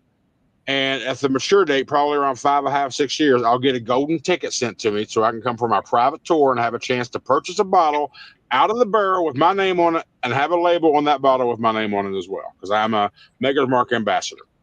What's that cost to do that? I'm curious. A Maker's Mark ambassador is free. No, I'm talking about to do the barrel we talked about, to reserve it. And well, again, just as a reward for being an ambassador, they just slap your name, about 20 other names. All your names are on a barrel, like a fucking plate. I got you. All your names are on a barrel. The only time you have to pay anything is like when you go to that tour. You're in the tour for free, but if you want to purchase a bottle or two and have a label with your name on it as well, that's when it costs you money just to purchase that bottle. But other than that, there's no fee to it. Does the bottle have your name on it too? Yeah, it will. The label will. Oh, that's awesome, man. I'll have to do that, man. I've never looked into that. Yeah. So I've been to Maker's Mark. I've been to Wild Turkey. Well, when I went to Wild Turkey, it was right before I came out here. No. It was I took a week off. I was it was like last summer or summer before last. Took 5 days off. Went to Louisville. I went down to Echo. Went to Old Forester. Wild Turkey's Heaven Hill now, isn't it? No, hell no. I went to Heaven Hill too, but no. Wild Turkey is Wild Turkey. But when I went to Wild Turkey, they wasn't doing tours at the moment. I only was able to go to the gift shop because they wasn't reopened yet. They were doing a bunch of renovations around the area. 7 Store Fix of Buffalo. See, I like Buffalo Trace, and I like E.H. Taylor Small Batch. Used to be my everyday bourbon. I like Weller 107. Of course, I love the Weller Full Proof. It's my favorite bottle. So, yeah, you're right. You're absolutely right, John. They won't ever merge up because Heaven Hill can't hold a candle to Wild Turkey's ass. Now, don't get me wrong. The base Jane Wild Turkey 86 proof is the bottom of bottom shelf. It's not very good. Wild Turkey 101, I think, is the best old-fashioned mix in whiskey. And then, of course, you got the Russell's Reserve, which is my favorite rendition of Wild Turkey. Russell's Reserve, and if you get Lot H out signed by the freaking Russells themselves, hand-picked barrel from them, that is the top. Isn't Heaven Hill, isn't it like well whiskey more or less, and it's not top shelf, is it? It's more Heaven of Hill, yeah. Well, no, Heaven Hill's a good distillery, but they're more of they got a heavier rye mash bill that I prefer. I'm not a big rye guy, so I like the low mash bill bourbons. Yeah. You got Lux Row and you got Heaven Hill. And if you mentioned Jim Beam, I haven't found a Jim Beam product that I like at all, just because everybody talks about Jim Beam and how they love that peanut flavor. I get the peanut flavor, but the peanut flavor I get is like them old peanut shells on the bottom of a fucking Texas roadhouse on the floor that everybody's been stepped on. That's the peanut funny, I get. I don't get the good peanut everybody else talks about. I get that nasty shit. I mean, I don't like Knob Creek. I haven't found a Jim Beam product that I like. Old Granddad, Bell and Bond. I haven't found not one Jim Beam product I like yet. Well, there's my jam. I have 3 different 107s, still hunting for a single barrel. Oh, you have never got? I think. No, I don't even want to say because I'm wrong. I had 2 single barrels, and you know what's funny? One of them was awesome. One of them wasn't so good. I gave that other one away. but I knocked out the awesome. I think I've hit yours and John Huntley's favorite topic here, huh? Well, that's the thing about single barrels too, and that's why it's called single barrel, because every barrel is going to taste different. You're not going to get 2 bottles that taste exactly the same. So, it's just hit and miss when it comes to single barrels. So a couple more comments. John says, Heaven Hill is up there, everyone else, but it has a duster note that makes than Makers or The Trace. Makers of Trace. Yeah. Yeah, it's I mean, it's an acquired taste. Just for me, it's not there. And Lance, don't even show Lance's comment because he's a what do you call it? He's a freaking what's he trying Jack to do? Daniels. Oh my god. You know, he's a damn it, what's that word you call someone for throwing shit out into a mix that shouldn't be there? You fucking psycho? No, it's not psycho, but oh Yeah, damn he's it. more of a Tennessee whiskey guy. Kentucky is where whiskey's good. He's more of a Tennessee whiskey. That's what Jack Daniels is. You just said that Kentucky that Tennessee is where whiskey's good. Where's that fucking exit button at right now? Where's that fucking Leaf Studio? I can't find the Leaf Studio button. No, you talking about Tennessee? No, I agree with you. Kentucky bourbon is the best. I mean, they're better than any of the Tennessee shit. Well, bourbon is bourbon, whether it's Kentucky bourbon. But people don't know that Kentucky. A lot of people believe that bourbon has to be made in Kentucky. That's not true. Bourbon's my passion. I grab barrel pick. It's not true. I don't drink to get a buzz. I'm a bourbon connoisseur myself, but bourbon doesn't have to be made in Kentucky to be called bourbon. Oh, I didn't say that. Best bourbon comes from Kentucky. Well, I would say because that's where most of them are. You know why there's so many distilleries around the Bourbon Trail in Kentucky? Do you know why? You know what the reason why out of the entire country, these people decided to land there? Because back during Prohibition, they were the only ones that allowed it at the time, I believe, if I remember correctly, or they were the only ones bootlegging it, right? Well, that's true, but they were already on that land before all that shit happened. Right. So the reason they chose that location is because of that river and the limestone base. Oh yeah, I agree with you there. Yeah. Well, no, that's fine. You're talking about the Kentucky River is what you're talking about. I'm talking about whatever river the hell's got that. It's all limestone, and that limestone filters that water so clean. It's the best water in the country for bourbon. Yep. That's why they landed where they landed. That's why they're all there, because of that water source. A lot of people don't realize that. That's why the like you said, that's why the bourbon's so good there. It's exactly because of the lime on the rock and shit. Tennessee has true. music. All right, smooth as Tennessee whiskey. Jack is bourbon. Prove me sweet. Oh my bad. Okay, hold on. Go back to John. Me and John's going to headbutt real quick. John.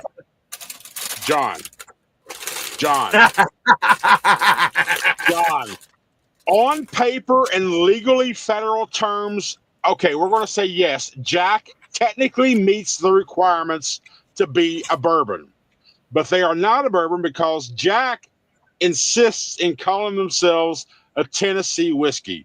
So I just proved you wrong. We can go to the next comment. I never want to get into country about hard alcohol. John Huntley, country is 100%. With the way the water is, science has proven it. Yep. Well, that and each distiller will tell you that's why they're there. They'll tell you why we come here, because of the water. John Huntley says, "Yes, cold filter, blah blah blah. It's all copyrighted nonsense." Like I said, in order to be a bourbon, you have to be at least 51% corn. And made in America. That's your only two requirements to be a bourbon. To be made in America and have a 51% corn mash bill. That's the only two requirements. Now, if you want to be bottled and bond, you got to be in a bottled warehouse for 4 years minimum, and so forth. But to be an actual bourbon, America, and aged in a French white oak barrel. Those are the three requirements to be a bourbon. But I'm telling you, technically, legally on paper, yes, they could be passed as a bourbon. They can be passed as a bourbon, but Jack Daniels themselves says they are a Tennessee whiskey. It's like me. Your name is John Huntley. You want to be called John Huntley. If I wanted to call you John Kebab, guess what? You're a kebab. I mean, same thing. But I wouldn't do that to my buddy John because you're my buddy John. I got to turn some heat on. I'll be right back. You're getting kind of chilly.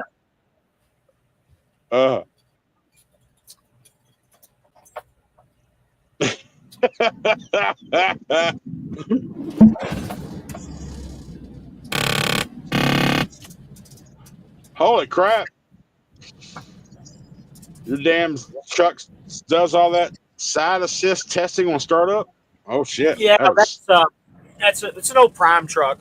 I'm gonna Yeah. if it doesn't throw any codes or anything, I'm thinking about taking these speakers out of here.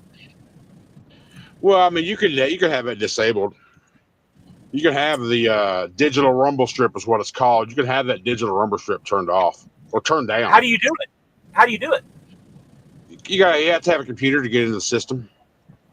But I don't know Have you anybody done- that'll do that because it's a safety Have thing. you, it's not a safety thing. It's a freaking company thing. It's just a feature on the trucks that you can have disabled from your dealership. They may not let you do it until it's paid off. I'm gonna ask. So Carnivore goes out the window with bourbon. We can let that one slide. That's why I cheated last week. Country, we need to get back to trucking.